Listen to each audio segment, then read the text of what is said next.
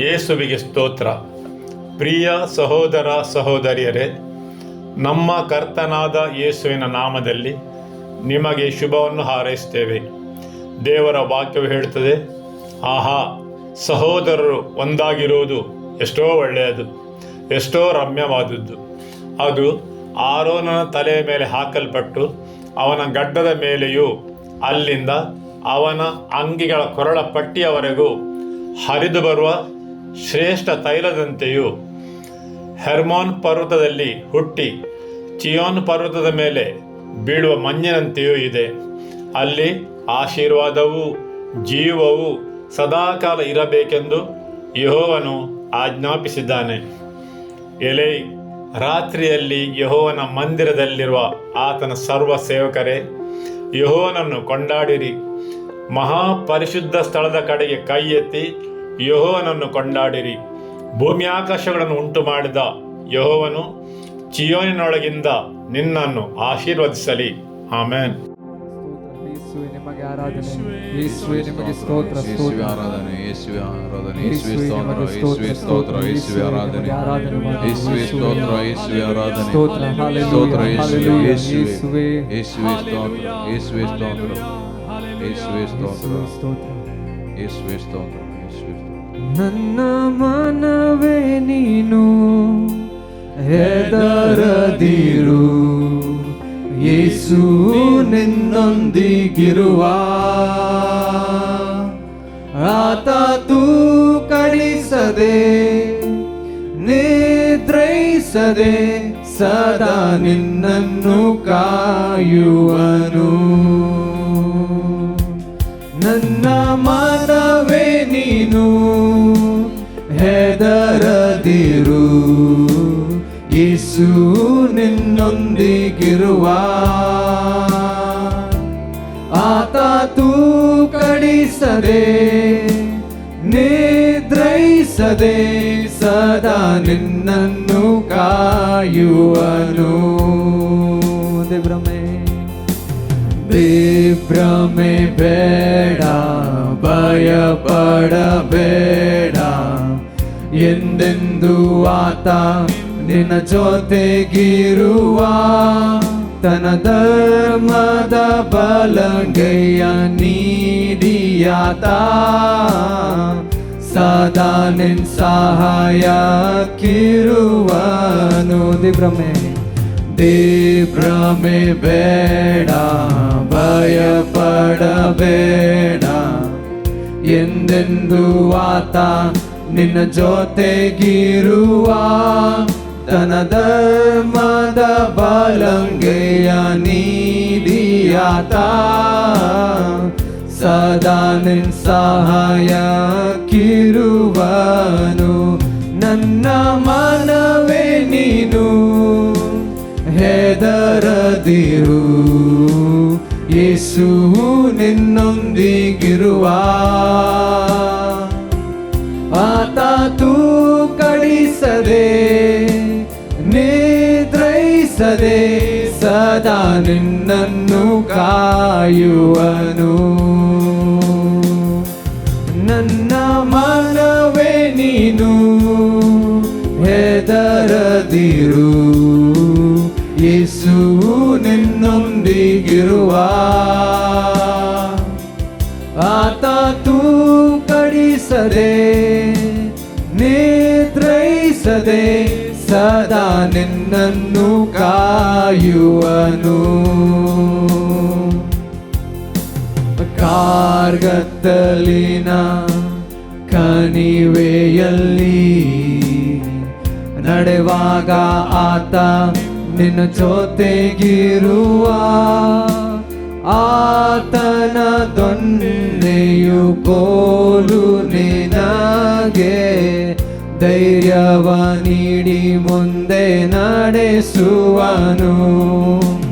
ಕಾರ್ಗತ್ತಲಿನ ಕಣಿವೆಯಲ್ಲಿ ನಡೆವಾಗ ಆತ ನಿನ್ನ ಜೊತೆಗಿರುವ, ಆತನ ದೊಣ್ಣೆಯು ಕೋಲು ನಿನಗೆ ಧೈರ್ಯವ ನೀಡಿ ಮುಂದೆ ನಡೆಸುವನು. ನನ್ನ ಮನವೇ ನೀನು ಹೆದರದಿರು, ಯೇಸು ನಿನ್ನೊಂದಿಗಿರುವ. ರಾತಾತು ಕಡಿಸದೆ ನಿದ್ರೈಸದೆ ಸದಾ ನಿನ್ನನ್ನು ಕಾಯುವನು. ನನ್ನ ಮನವೇ ನೀನು ಹೆದರದಿರು, ಯೇಸು ನಿನ್ನೊಂದಿಗಿರುವ. ಆತಾತು ಕಡಿಸದೆ ನಿದ್ರೈಸದೆ ಸದಾ ನಿನ್ನನ್ನು ಕಾಯುವನು. ಸಮಸ್ತ ರೋಗ ಬಾಧೆಯಿಂದ ಮರಣಕರ ವ್ಯಾಧಿಯಿಂದಲೂ ತಪ್ಪಿಸಿ ನಿನ್ನನ್ನು ಕಾಯುವನು. ನಿನ್ ರೋಗ ಎಲ್ಲ ವಾಸಿ ಮಾಡುವನು. ಸಮಸ್ತ ರೋಗ ಬಾಧೆಯಿಂದ ಮರಣಕರ ವ್ಯಾಧಿಯಿಂದಲೂ ತಪ್ಪಿಸಿ ನಿನ್ನನ್ನು ಕಾಯುವನು. ನಿನ್ ರೋಗ ಎಲ್ಲ ವಾಸಿ ಮಾಡುವನು. ನನ್ನ ಮನವೇ ನೀನು ಹೆದರದಿರು, ಯೇಸು ನಿನ್ನೊಂದಿಗಿರುವ. ರಾತಾತು ಕಡಿಸದೆ ನಿದ್ರೈಸದೆ ಸದಾ ನಿನ್ನನ್ನು ಕಾಯುವನು. ನನ್ನ ಮನವೇ ನೀನು ಹೆದರದಿರು, ಯೇಸು ನಿನ್ನೊಂದಿಗಿರುವ. ಆತಾತು ಕಡಿಸದೆ ನಿದ್ರೈಸದೆ ಸದಾ ನಿನ್ನನ್ನು ಕಾಯುವನು. ನನ್ನ ಮನವೇ ನೀನು ಹೆದರದಿರು, ಯೇಸು ನಿನ್ನೊಂದಿಗಿರುವ. ಆತಾತು ಕಡಿಸದೆ ನಿದ್ರೈಸದೆ ಸದಾ ನಿನ್ನನ್ನು ಕಾಯುವನು.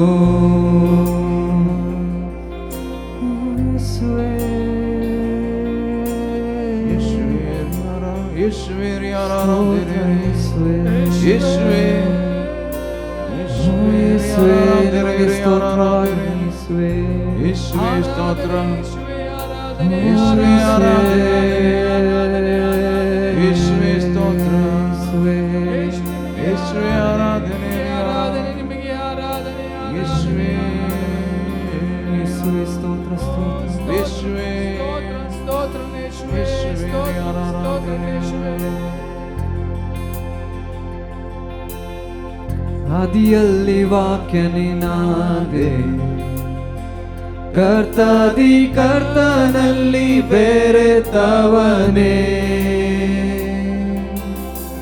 ಸೃಷ್ಟಿಯಲ್ಲಿ ನಿನ್ನ ಮಹಿಮೆ ಪ್ರಕಟವಾಗಿದೆ ನಮ್ ಕ್ರಿಸ್ತನೇ. ಸುಂದರ ನಾಮವು, ಸುಂದರ ನಾಮವು, ಸುಂದರ ನಾಮವು ಯೇಸು ರಾಜನದು. ಸುಂದರ ನಾಮವು ಹೋಲಿಸಲಾಗದು. ಸುಂದರ ನಾಮವು ಯೇಸುವೆ ನಾಮ.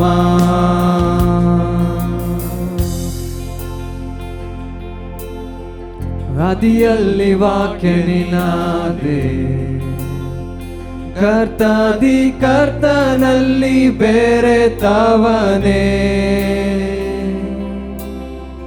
ಸೃಷ್ಟಿಯಲ್ಲಿ ನಿನ್ನ ಮಹಿಮೆ ಪ್ರಕಟವಾಗಿದೆ ನನ್ ಕ್ರಿಸ್ತನೇ. ಸುಂದರ ನಾಮವು ಸುಂದರ ನಾಮವು ಸುಂದರ ನಾಮವು ಯೇಸು ರಾಜನದು. ಸುಂದರ ನಾಮವು ಹೋಲಿಸಲಾಗದು. ಸುಂದರ ನಾಮವು ಯೇಸುವೆ ನಾಮ. ಸುಂದರ ನಾಮವು ಸುಂದರ ನಾಮವು ಸುಂದರ ನಾಮವು ಯೇಸು ರಾಜನದು. ಸುಂದರ ನಾಮವು ಹೋಲಿಸಲಾಗದು. ಸುಂದರ ನಾಮವು ಯೇಸುವೆ ನಾಮ. ನಾವಿಲ್ಲದೆ ನಿಮಗೆ ಸ್ವರ್ಗ ಬೇಕಿಲ್ಲ. ದೇವಾನಿ ಪರಲೋಕ ಕಾರ್ಯ ತಂದೆ. ನನ್ನ ಪಾಪಕ್ಕಿಂತ ನಿನ್ನ ಪ್ರೀತಿ ದೊಡ್ಡದು. ಬೇರೇನು ನಮ್ಮನ್ನು ಅಗಲಿಸದು. ಅದ್ಭುತ ನಾಮವು ಅದ್ಭುತ ನಾಮವು ಅದ್ಭುತ ನಾಮವು ಯೇಸು ರಾಜನದು. ಅದ್ಭುತ ನಾಮವು ಹೋಲಿಸಲಾಗದು. ಅದ್ಭುತ ನಾಮವು ಯೇಸುವೆ ನಾಮ. ಅದ್ಭುತ ನಾಮವು ಅದ್ಭುತ ನಾಮವು ಅದ್ಭುತ ನಾಮವು ಯೇಸು ರಾಜನದು. ಅದ್ಭುತ ನಾಮವು ಹೋಲಿಸಲಾಗದು. ಅದ್ಭುತ ನಾಮವು ಯೇಸುವೆ ನಾಮ. ಮರಣ ಜಯಿಸದು ತಡೆಯು ನೀಗಿದು. ಪಾಪ ಶಾಪಗಳನ್ನು ನೀ ತೊಳೆದೆ. ಪರಲೋಕದ ಗರ್ಜನೆ ನಿನ್ ಸ್ತುತಿಯ ಮಹಿಮೆ. ಪುನರುತ್ಥಾನದ ಜೀವಾನಿ ಪಡೆದೆ. ನಿನಗಿಲ್ಲ ಎದುರಾಳಿಯು ನಿನಗಿಲ್ಲ ಸಮಾನರು. ಎಂದು ಎಂದೆಂದು ಆತ ಆಳುವನು. ನಿನ್ನದೇ ರಾಜ್ಯವು ನಿನ್ನದೇ ಮಹಿಮೆಯು. ಎಲ್ಲ ನಾಮಕ್ಕಿಂತ ಮೇಲಾದ ನಾಮವು. ಶಕ್ತಿಯುಳ್ಳ ನಾಮವು ಶಕ್ತಿಯುಳ್ಳ ನಾಮವು ಶಕ್ತಿಯುಳ್ಳ ನಾಮವು ಯೇಸು ರಾಜನದು. ಶಕ್ತಿಯುಳ್ಳ ನಾಮವು ಮನೆಯಾಗಿ ಏನು ನಿಲ್ಲದು. ಶಕ್ತಿಯುಳ್ಳ ನಾಮವು ಯೇಸುವೆ ನಾಮ. ಶಕ್ತಿಯುಳ್ಳ ನಾಮವು ಶಕ್ತಿಯುಳ್ಳ ನಾಮವು ಶಕ್ತಿಯುಳ್ಳ ನಾಮವು ಯೇಸು ರಾಜನದು. ಶಕ್ತಿಯುಳ್ಳ ನಾಮವು ತಡೆಯಾಗಿ ಏನು ನಿಲ್ಲದು. ಶಕ್ತಿಯುಳ್ಳ ನಾಮವು ಯೇಸುವೆ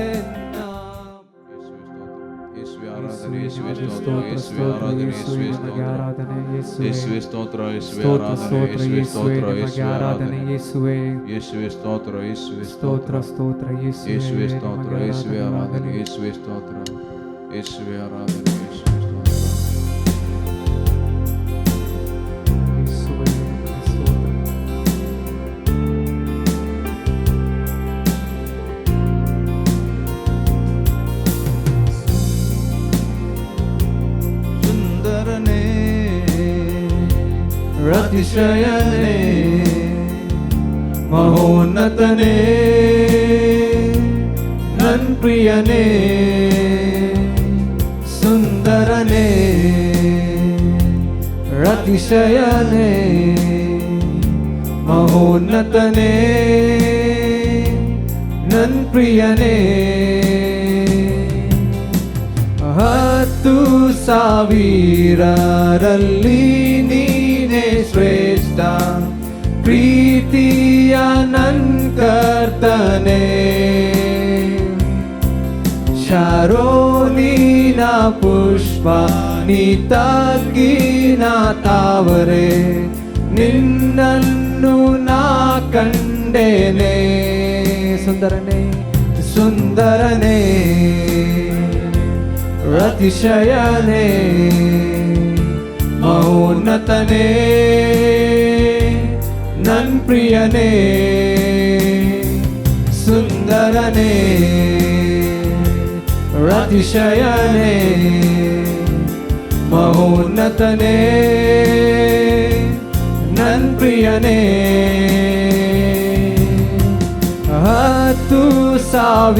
10,000ರಲ್ಲಿ ನೀನೇ ಶ್ರೇಷ್ಠ, ಪ್ರೀತಿಯ ನನ್ ಕರ್ತನೇ. ಶಾರೋನಿನ ಪುಷ್ಪ ನೀ ತಗ್ಗಿನ ತಾವರೆ, ನಿನ್ನನ್ನು ನಾ ಕಂಡೇನೆ. ಸುಂದರನೇ ಅತಿಶಯನೇ ಮಹೋನ್ನತನೇ ನನ್ ಪ್ರಿಯನೇ.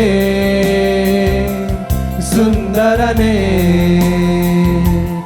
ಅತಿಶಯನೇ ಮಹೋನ್ನತನೇ ನನ್ ಪ್ರಿಯನೇ.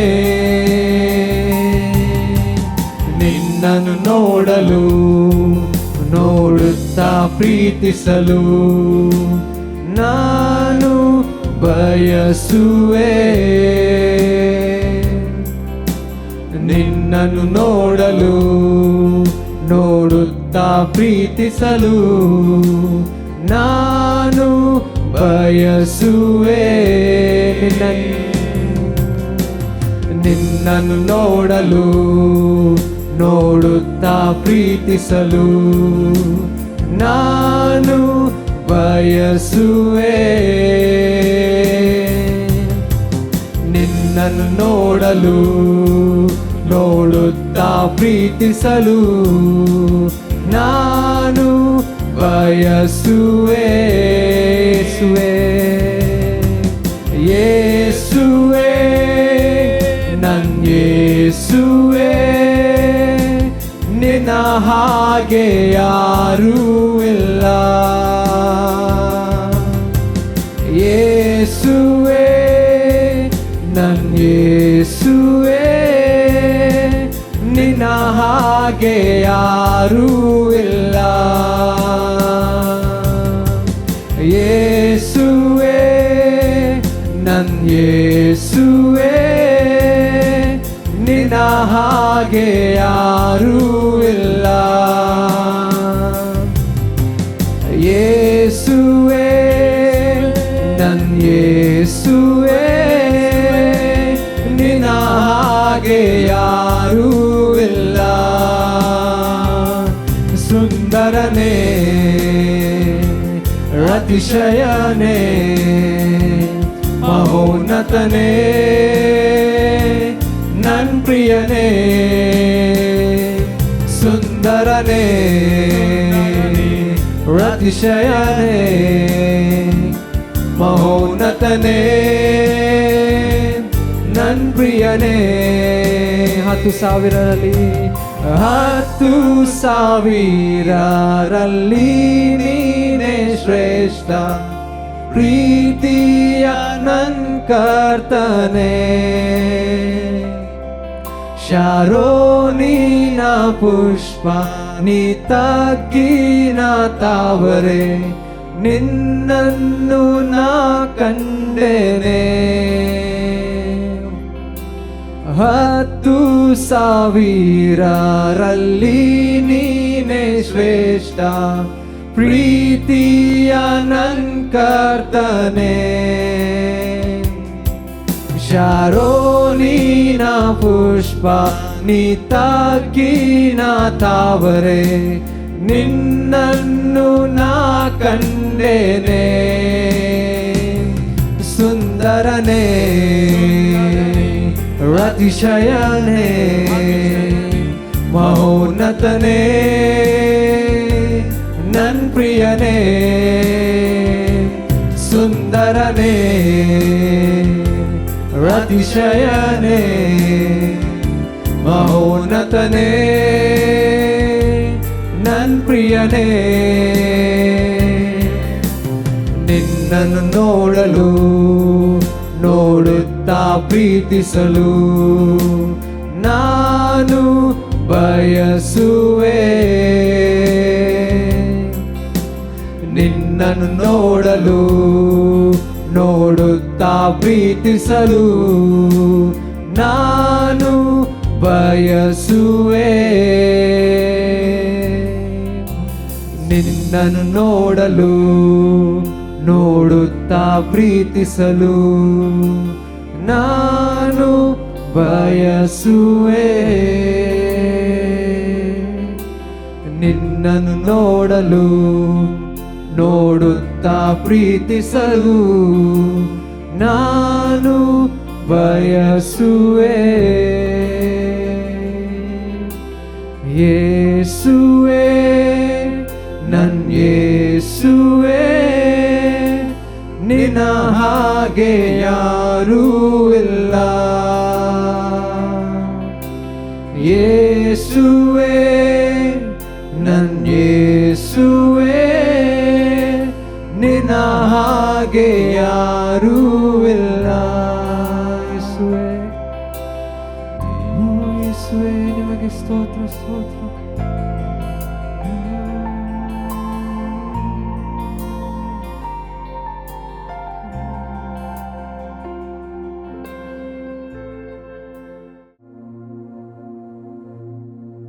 ವಂದನೆಗಳು. ಯೇಸುವೆ ಸ್ತೋತ್ರ. ಹಾಲೆಲೂಯ. ಆಮೆನ್. ಯೇಸುವೆ ಮಹಿಮೆ. ಈಗ ದೇವರ ವಾಕ್ಯವನ್ನು ಕೇಳುವ. ಕೀರ್ತನೆ 65 ವಾಕ್ಯ 4. ನಿನ್ನ ಅಂಗಳದಲ್ಲಿ ವಾಸಿಸುವವರಾಗಿ ನಿನ್ನ ಸನ್ನಿಧಿಯಲ್ಲಿ ಸೇವೆ ಮಾಡುವುದಕ್ಕೋಸ್ಕರ ನೀನು ಯಾರನ್ನು ಆರಿಸಿಕೊಳ್ಳುತ್ತೀಯೋ ಅವರೇ ಧನ್ಯರು. ನೀನು ವಾಸಿಸುವ ಮಹಾಪವಿತ್ರಾಲಯದ ಸೌಭಾಗ್ಯದಿಂದ ನಮಗೆ ಸಂತೃಪ್ತಿಯಾಗಲಿ. ಆಮೆನ್.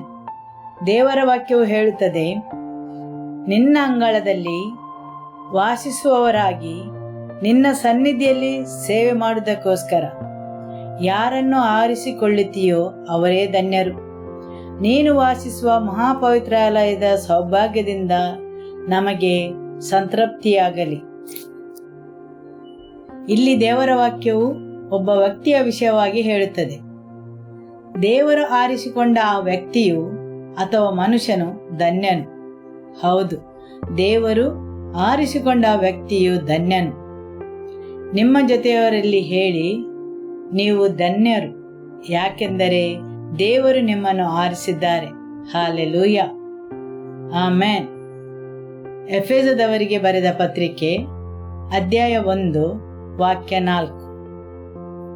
ನಾವು ಆತನ ಸನ್ನಿಧಿಯಲ್ಲಿ ಪರಿಶುದ್ಧರೂ ದೋಷವಿಲ್ಲದವರೂ ಆಗಿರಬೇಕೆಂದು ಜಗತ್ತು ಸೃಷ್ಟಿಯಾಗುವುದಕ್ಕಿಂತ ಮೊದಲೇ ದೇವರು ಕ್ರಿಸ್ತನಲ್ಲಿ ನಮ್ಮನ್ನು ಆರಿಸಿಕೊಂಡನು. ಆಮೆನ್.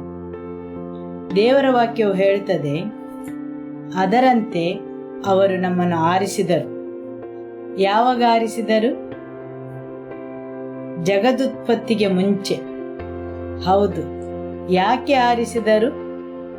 ನಾವು ಪ್ರೀತಿಯಲ್ಲಿ ನಡೆದು ಆತನ ಸನ್ನಿಧಿಯಲ್ಲಿ ಪರಿಶುದ್ಧರೂ ದೋಷವಿಲ್ಲದವರು ಆಗಿರಬೇಕೆಂದು ನಮ್ಮನ್ನು ಜಗದುತ್ಪತ್ತಿಗೆ ಮುಂಚೆ ಕ್ರಿಸ್ತನಲ್ಲಿ ಆರಿಸಿಕೊಂಡನು. ಹಾಲೆಲೂಯ. ಅವರ ಆಯ್ಕೆಗೆ ಒಂದು ಕಾರಣ ಉಂಟು. ಅವರ ಆಯ್ಕೆಗೆ ಒಂದು ಉದ್ದೇಶ ಉಂಟು. ಸರಿಯಲ್ಲವೇ? ದೇವರ ವಾಕ್ಯ ಹೇಳುತ್ತದೆ, ಅವರು ನಮ್ಮನ್ನು ಆರಿಸಿದರು ಕ್ರಿಸ್ತನಲ್ಲಿ ಜಗದುತ್ಪತ್ತಿಗೆ ಮೊದಲೇ. ಹೌದು, ಅವರು ಆರಿಸಿದ ಕಾರಣ ಪರಿಶುದ್ಧರೂ ದೋಷವಿಲ್ಲದವರೂ ಆಗಿರಬೇಕೆಂದು, ಅವರ ಸನ್ನಿಧಿಯಲ್ಲಿ ಪ್ರೀತಿಯಲ್ಲಿ ಇರಬೇಕೆಂದು. ದೇವರ ವಾಕ್ಯ ಹೇಳುತ್ತದೆ, ದೇವರು ಆರಿಸಿದ ವ್ಯಕ್ತಿಯು ಧನ್ಯನು. ಅಥವಾ ಆರಿಸಲ್ಪಟ್ಟವನು ಧನ್ಯನು. ಆದುದರಿಂದ ಇಲ್ಲಿ ನೀವು ಯಾರೂ ತಪ್ಪಾಗಿ ಅಥವಾ ಅಕಸ್ಮಾತ್ತಾಗಿ ಇಲ್ಲಿ ಬರಲಿಲ್ಲ. ವೈರಿಯು ತನ್ನ ಸುಳ್ಳಿನಿಂದ ನಿಮ್ಮ ಮನಸ್ಸನ್ನು ತುಂಬಬಹುದು.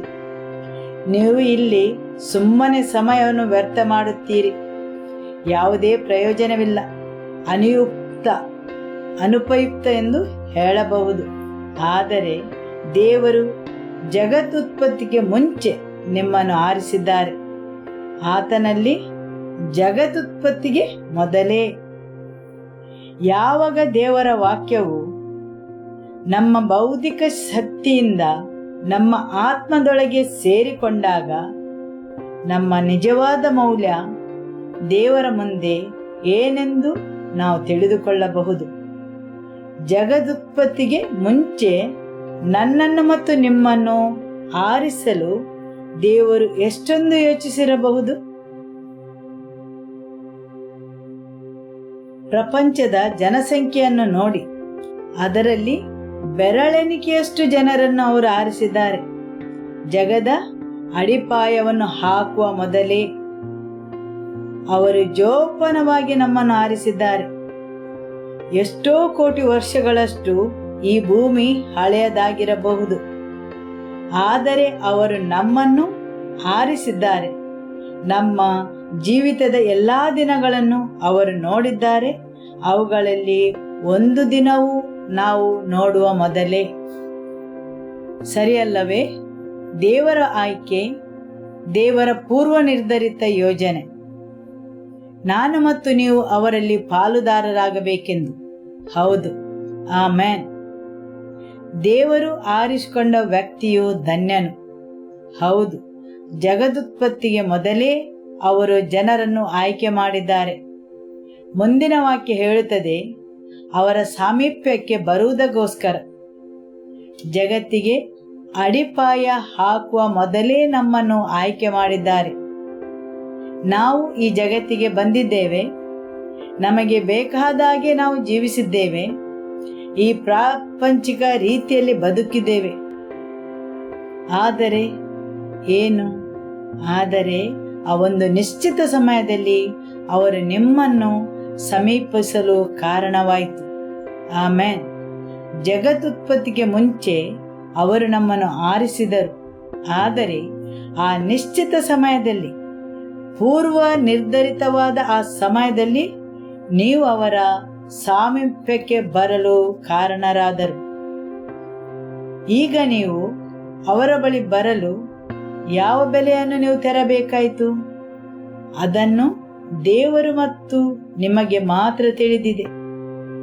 ಅವುಗಳು ನಿಮ್ಮ ಜೀವನದ ಕಷ್ಟಗಳು, ಹೋರಾಟಗಳು, ನೋವುಗಳು, ತಿರಸ್ಕಾರ, ಒಂಟಿತನ, ಕೊರತೆಗಳು, ರೋಗಗಳು ಅಥವಾ ನಿಮ್ಮ ಜೀವನದ ನಿರಾಶೆಗಳು, ಉದ್ದೇಶವಿಲ್ಲದ ನಿಮ್ಮ ಜೀವನ ರೀತಿ, ಇಂಥ ಯಾವುದೇ ಕಾರಣಗಳಿರಬಹುದು.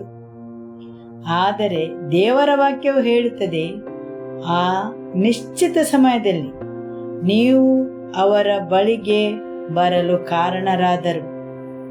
ಹೌದು, ದೇವರ ವಾಕ್ಯ ಹೇಳುತ್ತದೆ, ಜಗತ್ತುತ್ಪತ್ತಿಗೆ ಮೊದಲೇ ನಿನ್ನನ್ನು ಆರಿಸಿದರು, ನಿನ್ನನ್ನು ನೋಡಿದರು.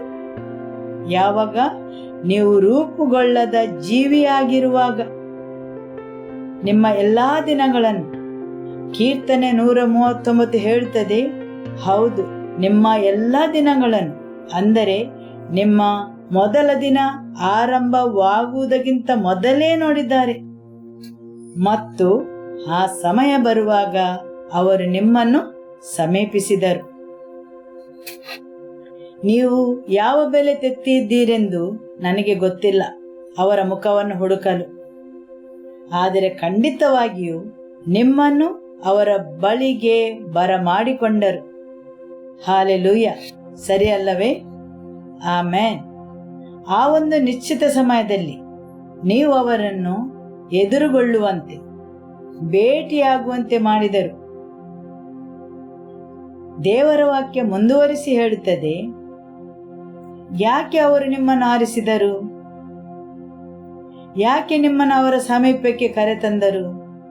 ಯಾಕೆಂದರೆ ಅವರ ಅಂಗಳದಲ್ಲಿ ನೀವು ಜೀವಿಸಬೇಕೆಂದು. ಹೌದು, ಅವರು ನಿಮ್ಮನ್ನು ಆರಿಸಿದ ಕಾರಣ, ನಿಮ್ಮನ್ನು ಅವರ ಸಮೀಪಕ್ಕೆ ಕರೆತಂದ ಕಾರಣ ನೀವು ಅವರ ಸನ್ನಿಧಿಯಲ್ಲಿ ವಾಸಿಸಬೇಕೆಂದು. ಹೌದು, ಆರಿಸಿದ ಕಾರಣವೇನೆಂದರೆ ಅವರ ಸನ್ನಿಧಿಯಲ್ಲಿ ನೀವು ವಾಸಿಸಬೇಕೆಂದು, ಅವರ ಅಂಗಳದಲ್ಲಿ ವಾಸಿಸಲು. ಅರಸನು ಇರುವ ಸ್ಥಳವೇ ಅವರ ಅಂಗಳವಾಗಿದೆ. ಆಮೆನ್. ನಿಮ್ಮನ್ನು ಆರಿಸಿದರು, ನೀವು ಅವರ ಸಮೀಪಕ್ಕೆ ಬರಲು ಕಾರಣರಾದರು. ಯಾಕೆಂದರೆ ಅವರ ಪ್ರಸನ್ನತೆಯಲ್ಲಿ, ಸನ್ನಿಧಿಯಲ್ಲಿ ವಾಸಿಸಲು. ಹೌದು, ದೇವರ ವಾಕ್ಯ ಮುಂದುವರಿಸಿ ಹೇಳುತ್ತದೆ, ನಾವು ಅವರ ಒಳ್ಳೆಯತನದಿಂದ ಸಂತೃಪ್ತಿಯಾಗಲು ಅವರ ಪವಿತ್ರಾಲಯದಲ್ಲಿ. ಆದುದರಿಂದ ಅವರ ಅಂಗಳದಲ್ಲಿ ವಾಸಿಸುವುದು. ಯಾಕೆಂದರೆ ಅವರ ಒಳ್ಳೆತನದಿಂದ ನಿಮ್ಮನ್ನು ಸಂತೃಪ್ತಿಪಡಿಸಲು. ಹಾಲೆಲೂಯ. ಅವರ ಪವಿತ್ರಾಲಯದ ಒಳ್ಳೆತನದಿಂದ, ನಿಮ್ಮ ಕಲ್ಪನೆಗಳಿಂದ ಅಲ್ಲ, ಅವರ ಪವಿತ್ರಾಲಯದ ಒಳ್ಳೆತನದಿಂದ. ಸರಿಯಲ್ಲವೇ? ಹಾಲೆಲೂಯ. ನೀವು ಸಂತೃಪ್ತರಾಗಲು ಅವರ ಪವಿತ್ರಾಲಯದ ಒಳ್ಳೆಯತನದಿಂದ ಅವರು ಆರಿಸಿದ ಕಾರಣ, ನಿಮ್ಮನ್ನು ಅವರ ಬಳಿ ಬರಲು ಮಾಡಿದ ಕಾರಣ, ಅವರ ಒಳ್ಳೆತನದಿಂದ ನಿಮ್ಮನ್ನು ಸಂತೃಪ್ತಿಪಡಿಸಲು. ನೀವು ಅವರ ಅಂಗಳದಲ್ಲಿ ವಾಸಿಸಬೇಕೆಂಬುದೇ ಅವರ ಇಚ್ಛೆಯಾಗಿದೆ. ಹೌದು, ಯಾವಾಗ ನೀವು ಅವರ ಪ್ರಸನ್ನತೆಯಲ್ಲಿ ವಾಸಿಸುತ್ತೀರೋ ಅವರ ಒಳ್ಳೆತನದ ಸಂತೃಪ್ತಿ ನಿಮಗೆ ಸಿಗುತ್ತದೆ. ಹೌದು, ಕೆಲವು ವಸ್ತುಗಳನ್ನು ಕೆಲವು ಸಮಯದಲ್ಲಿ ನಿಮಗೆ ದಯಪಾಲಿಸುತ್ತಾರೆ ಅವರ ಒಳ್ಳೆತನದಿಂದ. ಎಲ್ಲಿ? ಅವರ ಪ್ರಸನ್ನತೆಯಲ್ಲಿ, ಅವರ ಒಳ್ಳೆತನದಿಂದ, ಅವರ ಅಂಗಳದಲ್ಲಿ. ಆಮೆನ್. ಹಾಲೆಲೂಯ. ಅವರು ನಿಮ್ಮನ್ನು ಸಂತೃಪ್ತರನ್ನಾಗಿಸಲು ಇಚ್ಛಿಸುತ್ತಾರೆ. ಆದರೆ ಅದು ಎಲ್ಲಿ ಸಾಧ್ಯವಾಗುವುದು? ಅವರ ಅಂಗಳದಲ್ಲಿ, ಅವರ ಸನ್ನಿಧಿಯಲ್ಲಿ. ಯಾವಾಗ ನೀವು ಅವರ ಪ್ರಸನ್ನತೆಯಲ್ಲಿ ವಾಸಿಸಲು ಆಯ್ಕೆ ಮಾಡಿದಾಗ. ಆಮೆನ್. ಆದರೆ ಇದು ಏಕೆ? ವೈರಿಯು ಹೋರಾಡುತ್ತಾನೆ, ನಿಮ್ಮನ್ನು ತಬ್ಬಿಬ್ಬು ಮಾಡುತ್ತಾನೆ. ಹೇಗಾದರೂ ಭಯ, ಆತಂಕ ಮತ್ತು ನಾನಾ ರೀತಿಯ ಕೆಟ್ಟ ಆಲೋಚನೆಗಳ ಮೂಲಕ ಅವರ ಪ್ರಸನ್ನತೆಯಿಂದ ದೂರ ಹೋಗುವಂತೆ ಮಾಡುತ್ತಾನೆ.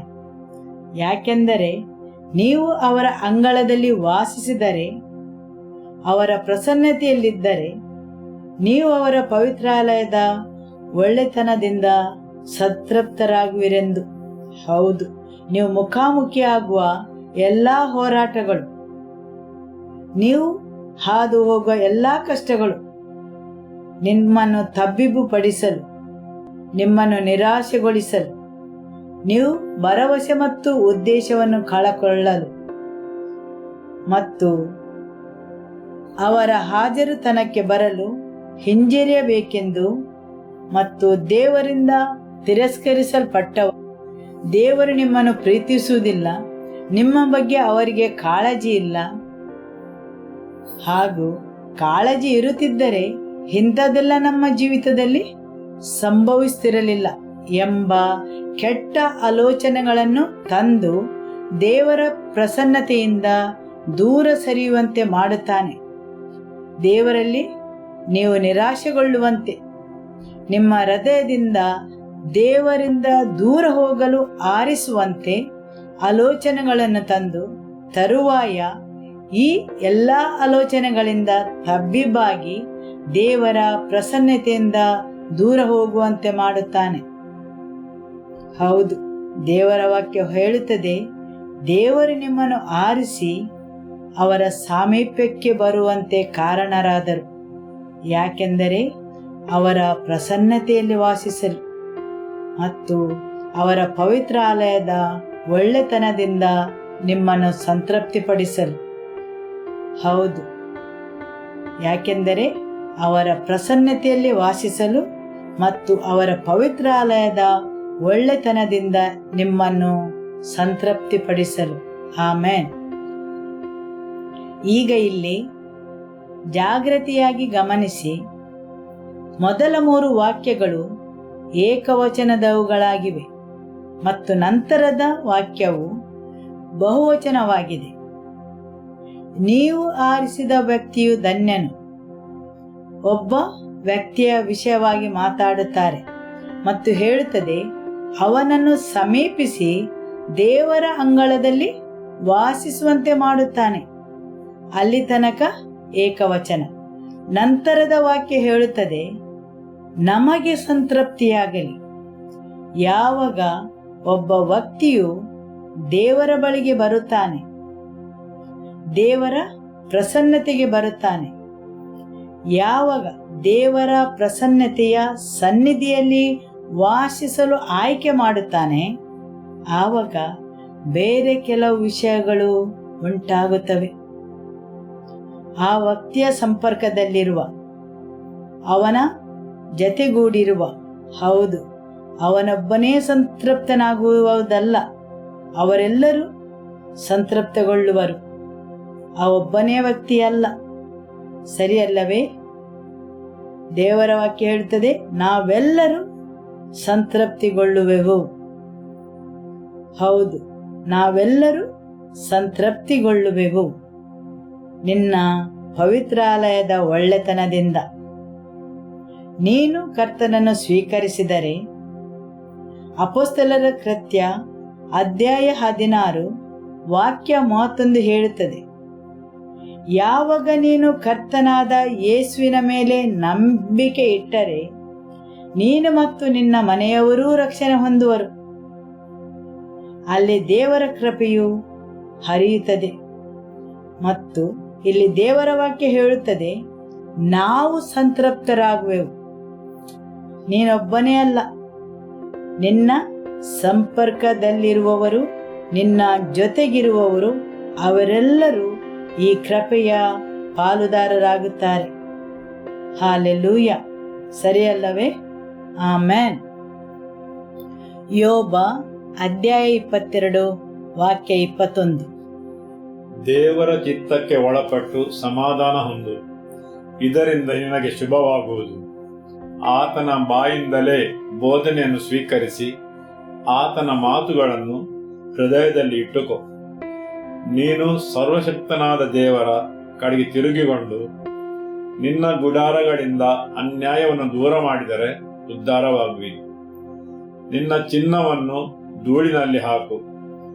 ಓಫೀರ್ ದೇಶದ ಅಪರಂಜಿಯನ್ನು ಹೊಳೆಗಳ ಬಂಡೆಗಳಿಗೆ ಎಸೆದು ಬಿಡು.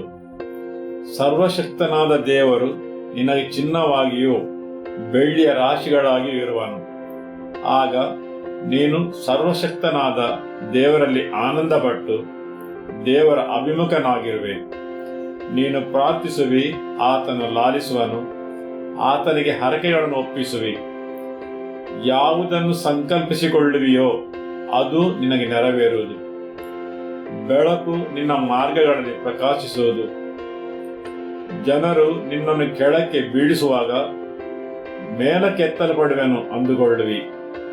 ಆಗ ದೀನದೃಷ್ಟಿಯುಳ್ಳ ನಿನ್ನನ್ನು ಆತನು ರಕ್ಷಿಸುವನು, ನಿರ್ದೋಷಿಯನ್ನು ಆತನು ತಪ್ಪಿಸುವನು. ಹೌದು, ಆತನು ಇಂಥವನನ್ನು ತಪ್ಪಿಸುವುದಕ್ಕೆ ನಿನ್ನ ಕೈಗಳ ಪರಿಶುದ್ಧತೆ ಕಾರಣವಾಗಿರುವುದು. ಆಮೆನ್. ಅವನು ನಿರ್ದೋಷಿಯಲ್ಲದವನನ್ನು ತಪ್ಪಿಸುವನು, ಯಾಕೆಂದರೆ ನಿನ್ನಿಂದಾಗಿ. ಸರಿಯಲ್ಲವೇ?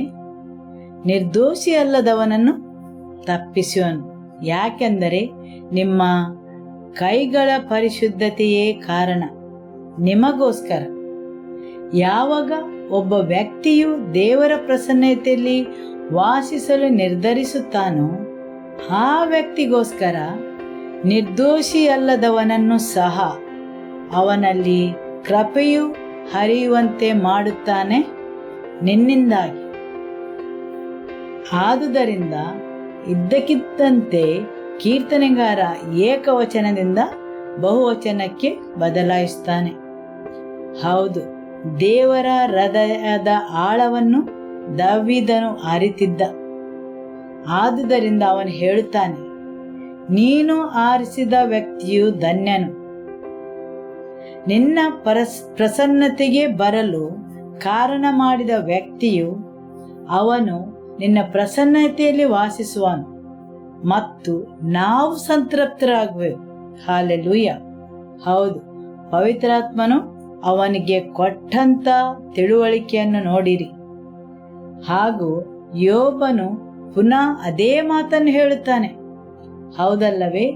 ನಿರ್ದೋಷಿ ಅಲ್ಲದವನನ್ನು ತಪ್ಪಿಸುವವನು ನಿನಗೋಸ್ಕರ. ನೀವು ನೋಡಿದ್ದೀರಲ್ಲವೇ? ನಿಮಗೆ ಅರ್ಥವಾಯ್ತಲ್ಲವೇ? ಹಾಲೆಲೂಯ. ನಿನ್ನಿಂದಾಗಿ ನಿರ್ದೋಷಿ ಅಲ್ಲದವರು ರಕ್ಷಣೆ ಹೊಂದುವರು, ನಿಮ್ಮ ಸಂಪರ್ಕದಲ್ಲಿರುವರು, ನಿಮ್ಮ ಕೃಪೆಯಲ್ಲಿ ಪಾಲುದಾರರಾಗುವರು. ಯಾರು? ನಿಮ್ಮ ಸಂಪರ್ಕದಲ್ಲಿರುವವರು ನಿಮ್ಮ ಕೃಪೆಯಲ್ಲಿ ಪಾಲುದಾರರಾಗಿರುವರು. ಆಮೆನ್. ವಾಕ್ಯ 24 ಹೇಳುತ್ತದೆ, ನಿನ್ನ ಚಿನ್ನವನ್ನು ಧೂಳಿನಲ್ಲಿ ಹಾಕು, ಓಫೀರ್ ದೇಶದ ಅಪರಂಜಿಯನ್ನು ಹೊಳೆಗಳ ಬಂಡೆಗಳಿಗೆ ಎಸೆದು ಬಿಡು. ನೀವು ಹೊಳೆಗಳನ್ನು ನೋಡಿದ್ದೀರಾ? ಅವುಗಳಲ್ಲಿ ತುಂಬಾ ಕಲ್ಲುಗಳಿರುತ್ತವೆ, ನೀರಿನೊಟ್ಟಿಗೆ ಕೆಳಗೆ ಹರಿದು ಬರುತ್ತವೆ, ಸರಿಯಲ್ಲವೇ? ಯಾವ ಮೌಲ್ಯವನ್ನು ನೀವು ಅವುಗಳಿಗೆ ಕೊಡುತ್ತೀರಿ? ನೀವು ನೋಡುತ್ತೀರಿ ಮತ್ತು ಹೋಗುತ್ತೀರಿ, ಹೌದಲ್ಲವೇ? ಎಲ್ಲಿಯಾದರೂ ಒಂದು ನಯವಾದ ಕಲ್ಲನ್ನು ನೋಡಿದರೆ ನೀವು ಹೇಳಬಹುದು, ನಾನು ಹೂವಿನ ತೋಟ ಮಾಡಿದಾಗ ಇದನ್ನು ಕೊಂಡೋಗಿ ಅದರಲ್ಲಿ ಇಡುತ್ತೇನೆಂದು. ಅದಕ್ಕಿಂತ ಹೆಚ್ಚಿನ ವಿಚಾರವನ್ನೇನು ನೀವು ಮಾಡುವುದಿಲ್ಲ.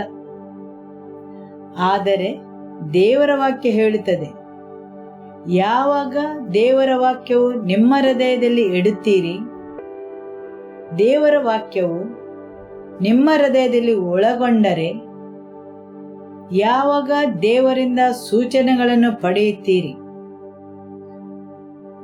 ಹೌದು, ದೇವರ ವಾಕ್ಯವು ನಿಮ್ಮ ಹೃದಯದಲ್ಲಿ ಇಡುತ್ತೀರಿ, ದೇವರ ವಾಕ್ಯವು ನಿಮ್ಮ ಹೃದಯದಲ್ಲಿ ಒಳಗೊಂಡರೆ, ಯಾವಾಗ ದೇವರಿಂದ ಸೂಚನೆಗಳನ್ನು ಪಡೆಯುತ್ತೀರಿ ಮತ್ತು ದೇವರ ವಾಕ್ಯವು ನಿಮ್ಮಲ್ಲಿ ಉಳಿದರೆ ಮತ್ತು ಸರ್ವಶಕ್ತನ ಕಡೆಗೆ ತಿರುಗಿಕೊಂಡರೆ, ದೇವರು ನಿಮ್ಮ ಪಾಪವನ್ನು ನಿಮ್ಮಿಂದ ಮಾತ್ರವಲ್ಲ, ನಿಮ್ಮ ಶಿಬಿರದಿಂದ ದೂರ ಮಾಡುವವರು. ಮುಂದುವರಿಸಿ ಹೇಳುತ್ತದೆ, ನಿನ್ನ ಚಿನ್ನವನ್ನು ಧೂಳಿನಲ್ಲಿ ಹಾಕು, ಓಫೀರ್ ದೇಶದ ಅಪರಂಜಿಯನ್ನು ಹೊಳೆಗಳ ಬಂಡೆಗಳಿಗೆ ಎಸೆದು ಬಿಡು. ಇಲ್ಲಿ ದೇವರ ವಾಕ್ಯ ಹೇಳುವುದಿಲ್ಲ ಚಿನ್ನಕ್ಕೆ ಬೆಲೆ ಇಲ್ಲವೆಂದು.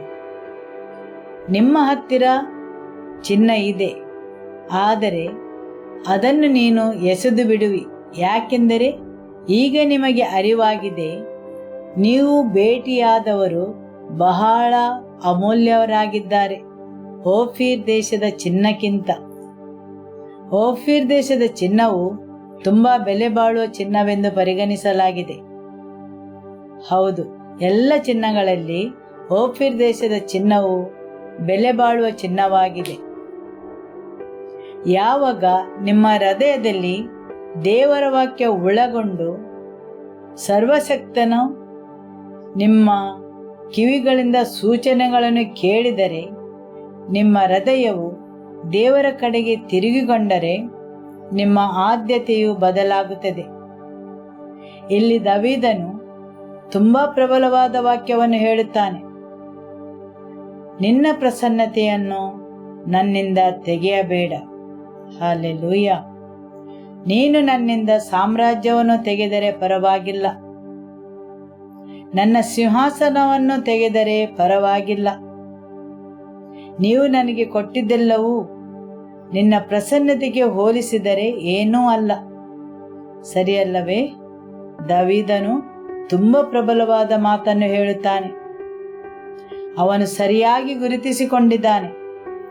ನೀನು ಕೊಟ್ಟ ಸಾಮ್ರಾಜ್ಯ, ನೀನು ಕೊಟ್ಟ ಸಿಂಹಾಸನ, ನೀನು ಕೊಟ್ಟ ಸಂಪತ್ತು ಎಲ್ಲವನ್ನು ಬಿಟ್ಟು ಬಿಡಲು ಸಿದ್ಧನಿದ್ದೇನೆ.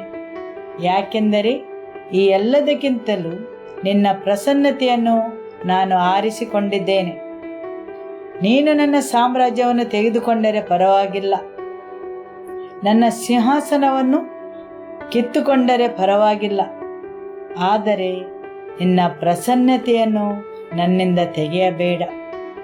ಹೌದು, ದವೀದ ಅರಸನು ಅರಿತುಕೊಂಡಿದ್ದಾನೆ, ಏನೆಲ್ಲವನ್ನೂ ಅವನು ಕಳೆದುಕೊಂಡರು ದೇವರ ಪ್ರಸನ್ನತೆಯೊಂದು ಅವನೊಂದಿಗೆ ಇದ್ದರೆ ಖಂಡಿತವಾಗಿಯೂ ಕಳೆದುಕೊಂಡದನ್ನೆಲ್ಲ ಮರಳಿ ಪಡೆಯುವ ಭರವಸೆ ಅವನಿಗಿದೆ.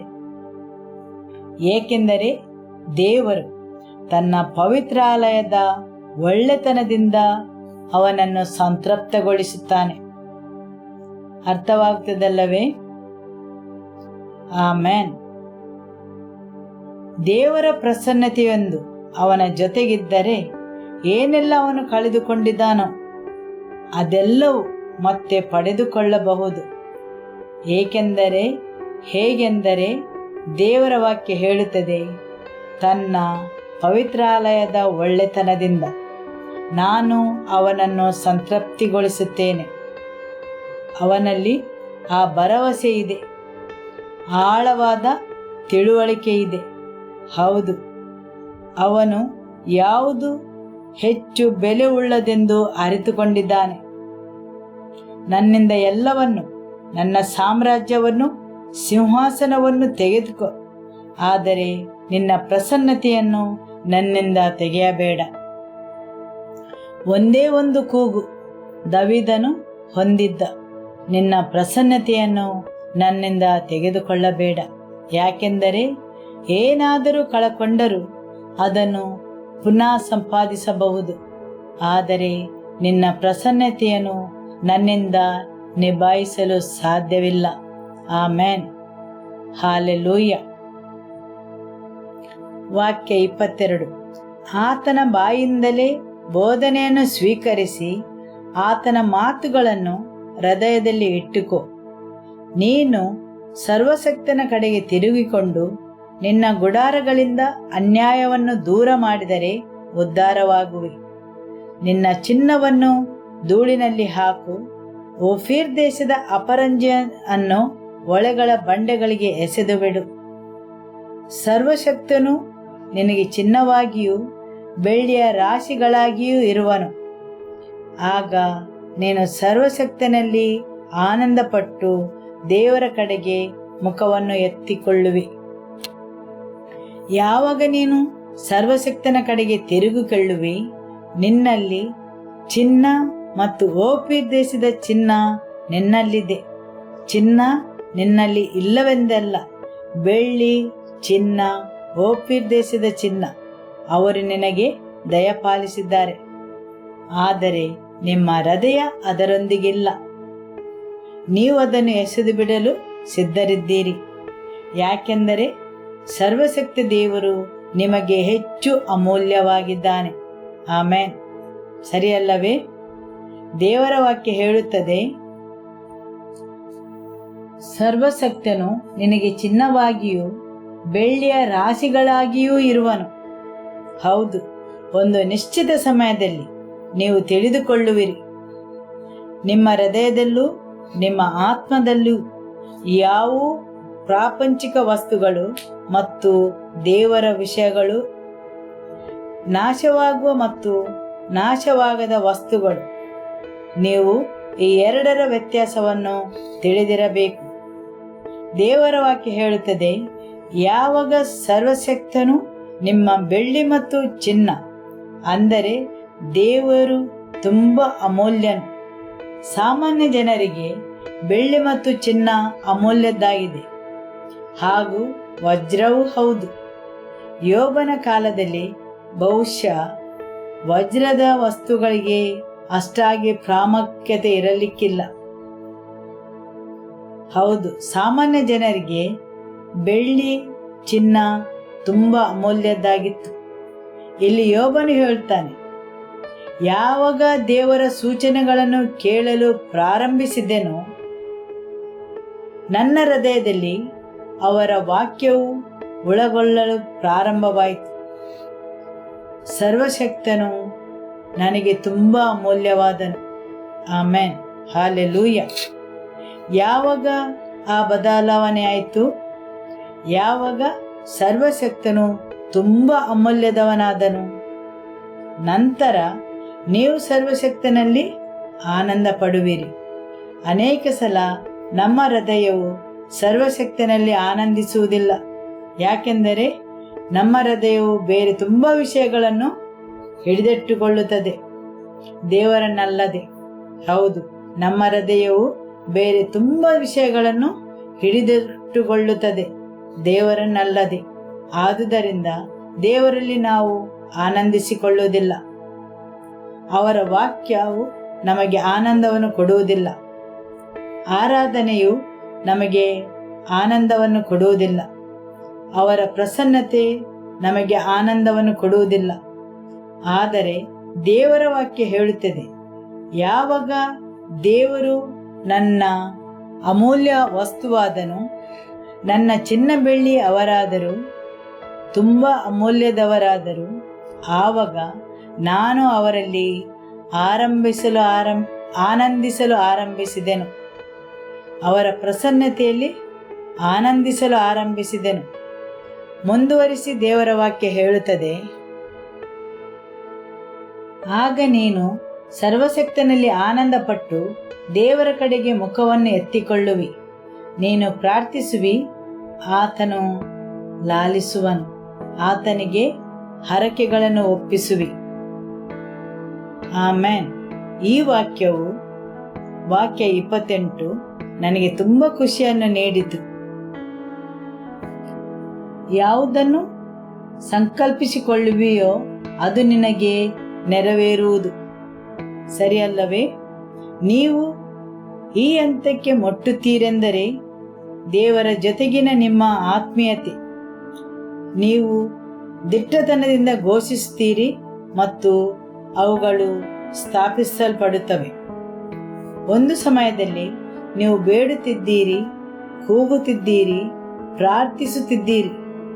ಆದರೆ ದೇವರ ಜೊತೆಗಿನ ನಿಮ್ಮ ಸಂಬಂಧದಿಂದಾಗಿ ಈಗ ನೀವು ದಿಟ್ಟತನದಿಂದ ಘೋಷಿಸುತ್ತೀರಿ ಮತ್ತು ಅವುಗಳು ಸ್ಥಾಪಿಸಲ್ಪಡುತ್ತವೆ.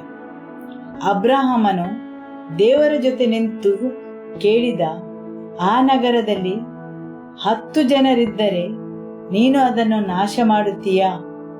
ಸರಿಯಲ್ಲವೇ? ಹೌದು. ಅವನು ದೇವರ ಜೊತೆಯಲ್ಲಿ ನಿಂತು ಘೋಷಿಸುತ್ತಿದ್ದ ಮತ್ತು ಅದು ಸ್ಥಾಪಿಸಲ್ಪಟ್ಟಿತು.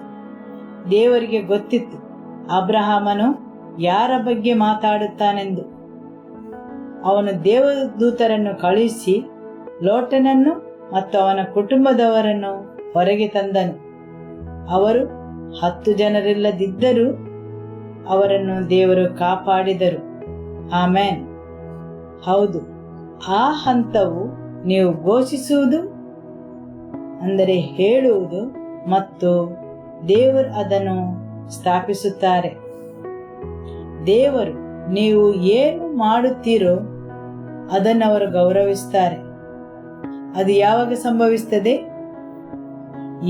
ಯಾವಾಗ ದೇವರು ನಿಮ್ಮ ಚಿನ್ನ ಬೆಳ್ಳಿ ಓಫೀರ್ ದೇಶದ ಚಿನ್ನವಾದಾಗ, ಸರ್ವಶಕ್ತನು ನಿಮ್ಮ ಹೃದಯದಲ್ಲಿ ತುಂಬ ಅಮೂಲ್ಯದವನಾದಾಗ ಮತ್ತು ನೀವು ದೇವರಲ್ಲಿ ಆನಂದ ಪಡುವಿರಿ ಮತ್ತು ನೀವು ಘೋಷಿಸಿದ್ದನ್ನು ದೇವರು ಸ್ಥಾಪಿಸುತ್ತಾರೆ.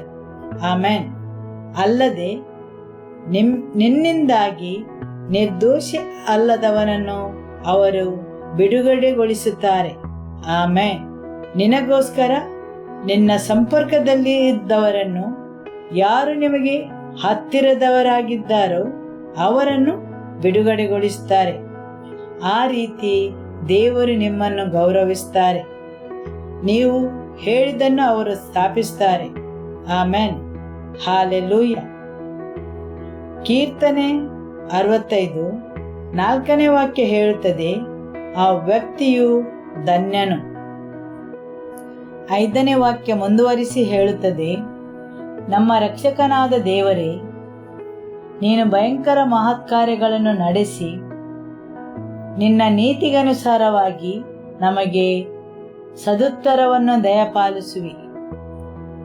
ಹೌದು, ನಮ್ಮ ದೇವರಾದ ದೇವರು ತನ್ನ ಅದ್ಭುತವಾದ ಕಾರ್ಯಗಳಿಂದ ನಮಗೆ ಸದುತ್ತರವನ್ನು ನೀಡುತ್ತಾನೆ. ದೇವರ ವಾಕ್ಯ ಮುಂದುವರಿಸಿ ಹೇಳ್ತದೆ, 8ನೇ ವಾಕ್ಯ, ಭೂಮಿಯ ಕಟ್ಟಕಡೆಗಳಲ್ಲಿ ವಾಸಿಸುವವರು ನಿನ್ನ ಅದ್ಭುತ ಕೃತ್ಯಗಳಿಗಾಗಿ ಭಯಪಡುತ್ತಾರೆ. ಮೂಡಣದಿಂದ ಪಡುವಣದವರೆಗೂ ಇರುವವರನ್ನು ಹರ್ಷಗೊಳಿಸುವಿ.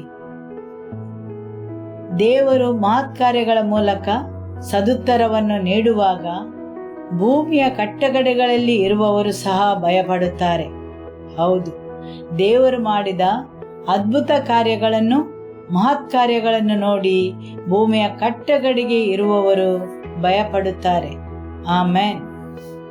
ವಾಕ್ಯ 9ನೇ ವಾಕ್ಯ ಹೇಳುತ್ತದೆ, ನೀನು ನಮ್ಮ ದೇಶವನ್ನು ಕಟಾಕ್ಷಿಸಿ ಅದರ ಮೇಲೆ ಮಳೆ ಸುರಿಸಿ ಚೆನ್ನಾಗಿ ಹದಗೊಳಿಸುತ್ತಿ.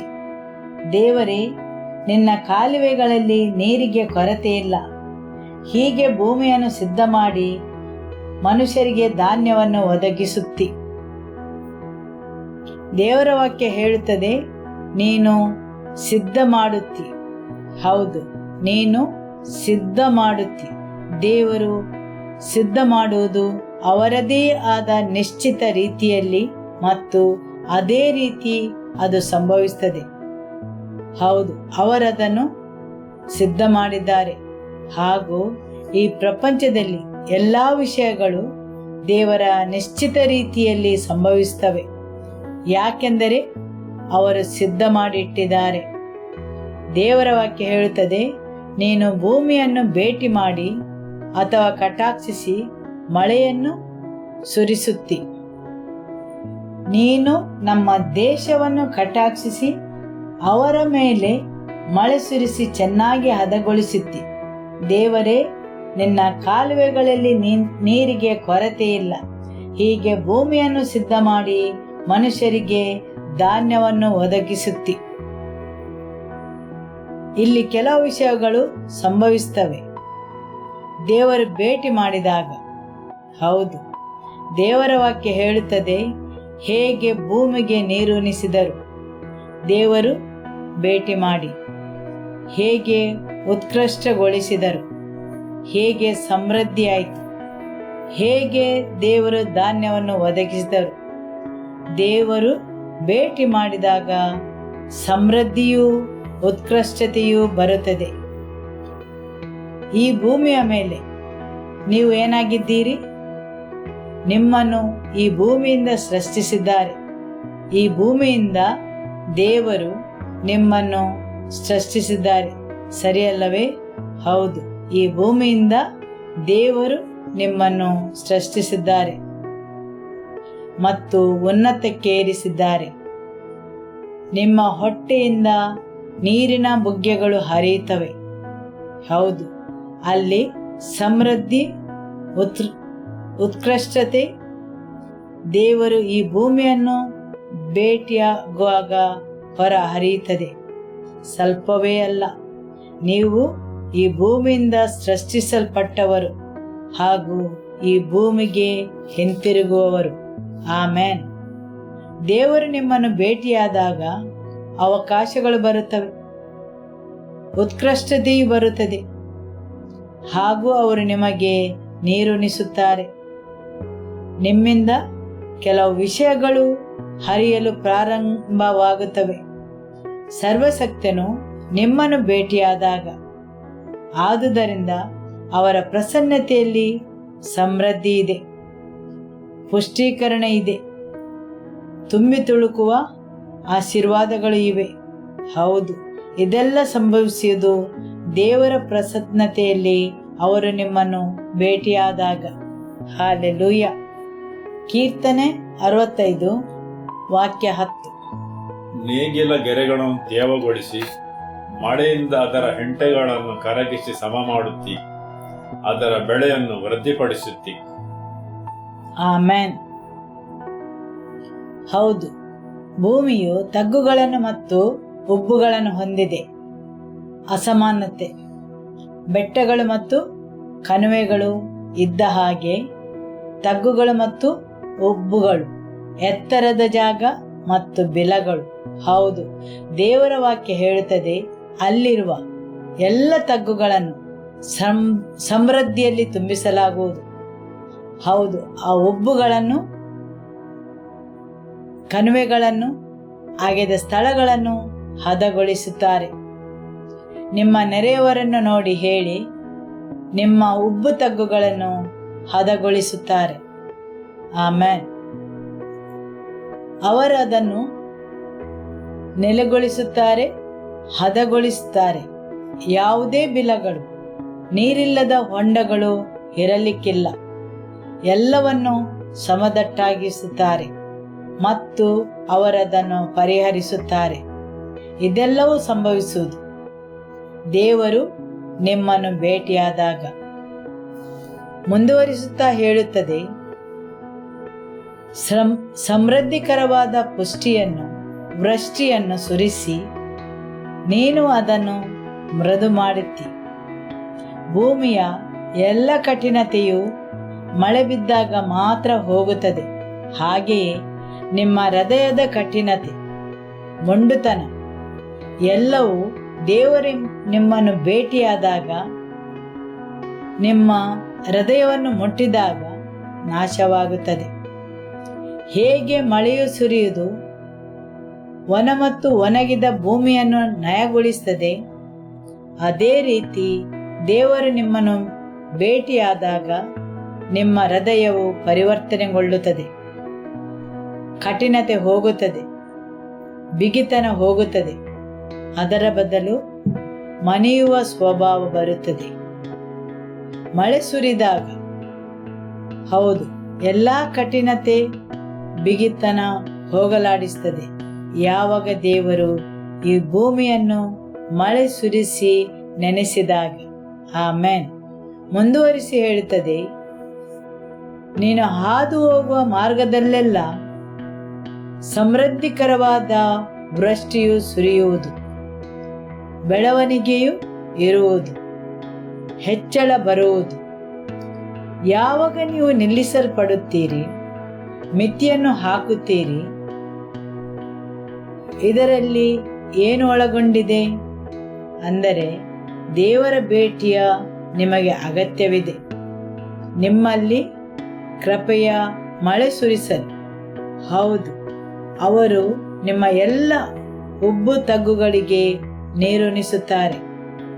ಅವರದನ್ನು ಹದಗೊಳಿಸುತ್ತಾರೆ, ಸರಿಯಲ್ಲವೇ? ಹೌದು, ಅವರು ನಿಮ್ಮನ್ನು ಮೃದುಗೊಳಿಸುತ್ತಾರೆ. ಹಾಗೂ ನಂತರ ನೀವು ಬೆಳೆಯುತ್ತೀರಿ, ಅಭಿವೃದ್ಧಿ ಹೊಂದುತ್ತೀರಿ. ಉಬ್ಬುಗಳನ್ನು ಸಮತಟ್ಟುಗೊಳಿಸಬೇಕು, ತಗ್ಗುಗಳನ್ನು ತುಂಬಿಸಿ ತರಬೇಕು ಮತ್ತು ಕಠಿಣತೆಯು ಮೃದುವಾಗಬೇಕು. ನಂತರ ನಿಮ್ಮ ಅಭಿವೃದ್ಧಿಯು ಬರುತ್ತದೆ. ಹಾಲೆಲೂಯ. ಅದನ್ನು ನೀವು ಕಂಡುಕೊಂಡಿರಲ್ಲವೇ? ವಾಕ್ಯ 11 ಹೇಳುತ್ತದೆ, ನಿನ್ನ ಕೃಪೆಯಿಂದ ಸುಭಿಕ್ಷ ಕಿರೀಟವನ್ನು ಇಟ್ಟಿದ್ದಿ. ನೀನು ಹಾದು ಹೋಗುವ ಮಾರ್ಗದಲ್ಲೆಲ್ಲ ಸಮೃದ್ಧಿಕರವಾದ ವೃಷ್ಟಿಯು ಸುರಿಯುವುದು. ದೇವರು ನಿಮಗೆ ಸುಭಿಕ್ಷಾ ಕಿರೀಟವನ್ನು ಇಡುತ್ತಾರೆ.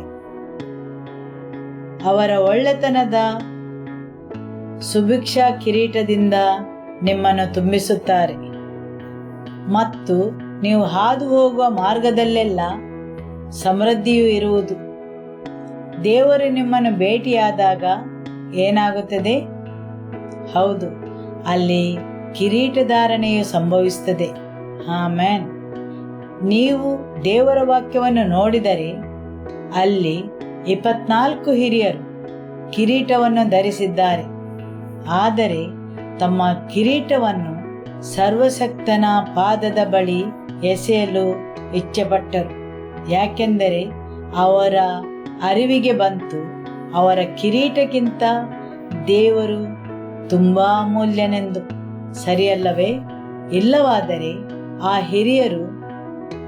ಪ್ರಬುದ್ಧತೆಗೆ ಬರದೇ ಇರುತ್ತಿದ್ದರೆ ಆ ಕಿರೀಟವನ್ನು ಹಿಡಿದು ದೇವರ ಮುಂದೆ ತಲೆಬಾಗಲು ಆಗುತ್ತಿರಲಿಲ್ಲ. ಅವರು ಕಿರೀಟವನ್ನು ದೇವರಿಗಿಂತ ಹೆಚ್ಚು ಬೆಲೆ ಬಾಳುವುದೆಂದು ಭಾವಿಸಿದ್ದರೆ, ಆದರೆ ಈ 24 ಹಿರಿಯರು ತಮ್ಮ ಕಿರೀಟವನ್ನು ಎಸೆದರು. ಯಾಕೆಂದರೆ ತಮಗೆ ಬಿಡುಗಡೆಯನ್ನು ನೀಡಿದವನ ಮುಂದೆ ತಲೆಬಾಗಲು, ಸಾಷ್ಟಾಂಗ ಎರಗಲು. ಹೌದು, ಅವರಲ್ಲಿ ಇರಲು ಕಾರಣ ಅವರ ಒಳ್ಳೆಯ ಕಾರ್ಯಗಳಲ್ಲ, ಬದಲು ದೇವರು ಅವರ ಜೀವಿತದಲ್ಲಿ ಮಾಡಿದ ಕಾರ್ಯಗಳಿಂದಾಗಿ ಎಂದು ಅವರು ತಿಳಿದಿದ್ದರು. ದೇವರು ಎಲ್ಲ ಮಹಿಮೆಗೆ ಅರ್ಹರು. ಆದುದರಿಂದ ಅವರ ಕಿರೀಟವನ್ನು ಎಸೆಯಲು ಸಿದ್ಧರಿದ್ದರು ಮತ್ತು ಅವರ ಎದುರು ಸಾಷ್ಟಾಂಗ ಎರಗಲು. ಆಮೆನ್. ಸರಿಯಲ್ಲವೇ? ಹಾಲೆಲೂಯ. ಅವರು ನಿಮ್ಮ ವರುಷಗಳಲ್ಲಿ ಸುಭಿಕ್ಷಾ ಕಿರೀಟವನ್ನು ಇಡಲು ಮತ್ತು ನೀವು ಹಾದು ಹೋಗುವ ಮಾರ್ಗವನ್ನು ಸಮೃದ್ಧಿಕರವಾದ ವೃಷ್ಟಿಯನ್ನು ಸುರಿಸುತ್ತಾರೆ. ಹಾಲೆಲೂಯ. ವಾಕ್ಯ 12 ಹೇಳುತ್ತದೆ, ಮೇವುಗಾಡುಗಳು ಹಚ್ಚೆಗೆ ಕಂಗೊಳಿಸುತ್ತವೆ, ಗುಡ್ಡಗಳು ಹರ್ಷವೆಂಬ ನಡುಕಟ್ಟನ್ನು ಬಿಗಿದು ಕೊಂಡಂತಿವೆ. ಆಮೆನ್. ಯಾವಾಗ ನೀವು ಹಾದು ಹೋಗುವ ಮಾರ್ಗ ಸಮೃದ್ಧಿಯಿಂದ ತುಂಬಿರುತ್ತದೆ. ಹೌದು, ದೇವರ ವಾಕ್ಯ ಹೇಳುತ್ತದೆ, ದೇವರ ಅಗಣಿತವಾದ ಕೃಪೆ, ಒಲವು ಮತ್ತು ದಯೆಯು ನಿಮ್ಮ ಮೇಲೆ ಇರುತ್ತದೆ, ನಿಮ್ಮ ಮೇಲೆ ಸುರಿಸಲ್ಪಡುತ್ತದೆ. ವಾಕ್ಯವು ಹೇಳುತ್ತದೆ, ಮೇವುಗಾಡುಗಳು ಹಚ್ಚ ಹಸುರಾಗಿ ಕಂಗೊಳಿಸುತ್ತವೆ. ಹೌದು, ಗುಡ್ಡಗಳು ಪ್ರತಿ ಕಡೆಯಲ್ಲಿ ಹಿಗ್ಗುತ್ತವೆ. ಕೃಪೆಯು ಒಲವು ಹರಿಯುವಾಗ ವಾಕ್ಯವು ಮುಂದುವರಿಸಿ ಹೇಳುತ್ತದೆ, ಹುಲ್ಲುಗಾವಲುಗಳು ಕುರಿಹಿಂಡುಗಳೆಂಬ ವಸ್ತ್ರವನ್ನು ಹೊದೆದುಕೊಂಡಿದೆ. ಯಾವುದೇ ಹಿಂಡು ಮರುಭೂಮಿಗೆ ಭೇಟಿ ಕೊಡುವುದಿಲ್ಲ. ಆದರೆ ಯಾವಾಗ ದೇವರ ಸಮೃದ್ಧಿ ಸುರಿಯಲು ಆರಂಭವಾಗುತ್ತದೋ ಆವಾಗ ಮರುಭೂಮಿಗಳು ವಸ್ತ್ರದಂತೆ ಕುರಿಹಿಂಡುಗಳನ್ನು ಹೊಂದುತ್ತವೆ. ಅಥವಾ ಇಲ್ಲಿ ಹೇಳುವುದಾದರೆ, ಆ ಗುಡ್ಡಗಳಲ್ಲಿ ಸಮೃದ್ಧಿಯು ತುಂಬುವುದು. ಹೇಗೆಂದರೆ, ಒಮ್ಮೆ ಮರುಭೂಮಿಯಂತೆ ಇದ್ದ ಆ ಸ್ಥಳವು ದೇವರ ಕೃಪೆ, ದಯೆ ಮತ್ತು ಒಲವು ಆ ಮರುಭೂಮಿಯಂತಿರುವ ಜನರ ಮೇಲೆ ಸುರಿದಾಗ ದನ ಕರುಗಳು, ಕುರಿ ಹಿಂಡುಗಳು ಅಲ್ಲಿಗೆ ಬರುವು ಮತ್ತು ಅವುಗಳು ವಸ್ತ್ರದಂತೆ ಹರಡಿಕೊಂಡಿರು. ಆಮೆನ್. ಹೌದು, ಕುರಿಮಂದೆಗಳು ಇಲ್ಲಿ ಸ್ವಲ್ಪ ಅಲ್ಲಿ ಸ್ವಲ್ಪ ಅಲ್ಲ, ಬದಲಿಗೆ ಎಲ್ಲ ಪ್ರದೇಶದಲ್ಲಿ ವಸ್ತ್ರವನ್ನು ಹೊದಿಸಿದಂತೆ ಮುಚ್ಚಲ್ಪಡುವುದು. ಇದು ಹೇಳುತ್ತದೆ, ಹೇಗೆ ಒಮ್ಮೆಲೆ ಈ ಮರುಭೂಮಿಯು ಸಮೃದ್ಧಿಯಿಂದ ತುಂಬಿಕೊಂಡಿತೆಂದು. ಹೌದು, ದೇವರ ದಯೆ ಮತ್ತು ಕೃಪೆಯು, ದೇವರ ಭೇಟಿಯಿಂದ ಇದೆಲ್ಲ ಸಾಧ್ಯವಾಯಿತು.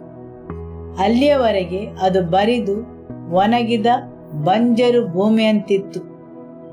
ಆದರೆ ಯಾವಾಗ ಸಮೃದ್ಧಿ ಬಂತು, ದಯೆ ಬಂತು, ಕೃಪೆ ಬಂತು, ಆ ಮರುಭೂಮಿಯು ಕುರಿ ಹಿಂಡುಗಳೆಂಬ ವಸ್ತ್ರದಿಂದ ಮುಚ್ಚಲ್ಪಟ್ಟವು. ಈಗ ನೀವು ಹೇಳಿ, ವಸ್ತ್ರದಿಂದ ಮುಚ್ಚಲ್ಪಟ್ಟಿತ್ತು, ವಸ್ತ್ರದಿಂದ ಮುಚ್ಚಲ್ಪಟ್ಟಿತ್ತು. ಸಮೃದ್ಧಿಯ ಬಗ್ಗೆ ಮಾತಾಡುತ್ತೇವೆ. ಮರುಭೂಮಿಯು ವಸ್ತ್ರವನ್ನು ಹೊದೆದುಕೊಂಡಿದೆ ಎಂದರೆ ಅದನ್ನು ಮುಚ್ಚಲ್ಪಟ್ಟಿತ್ತು, ಸರಿಯಲ್ಲವೇ? ನೀವು ವಸ್ತ್ರ ಧರಿಸುತ್ತೀರಿ ಎಂದರೆ ಹೊದೆದುಕೊಳ್ಳುವುದು. ಆ ಹುಲ್ಲುಗಾವಲು ಮುಚ್ಚಲ್ಪಟ್ಟಿತ್ತು. ಯಾವಾಗ ಸಮೃದ್ಧಿ ಬಂತು ಆವಾಗ ಮರುಭೂಮಿಯಂತಿದ್ದ ಸ್ಥಳಗಳು ಪರಿವರ್ತನೆಗೊಂಡವು. ಹುಲ್ಲುಗಾವಲುಗಳು ಕುರಿಹಿಂಡುಗಳೆಂಬ ವಸ್ತ್ರವನ್ನು ಹೊದೆದುಕೊಂಡಿವೆ. ತಗ್ಗುಗಳು ಬೆಳೆಯಿಂದ ಶೋಭಿಸುತ್ತವೆ.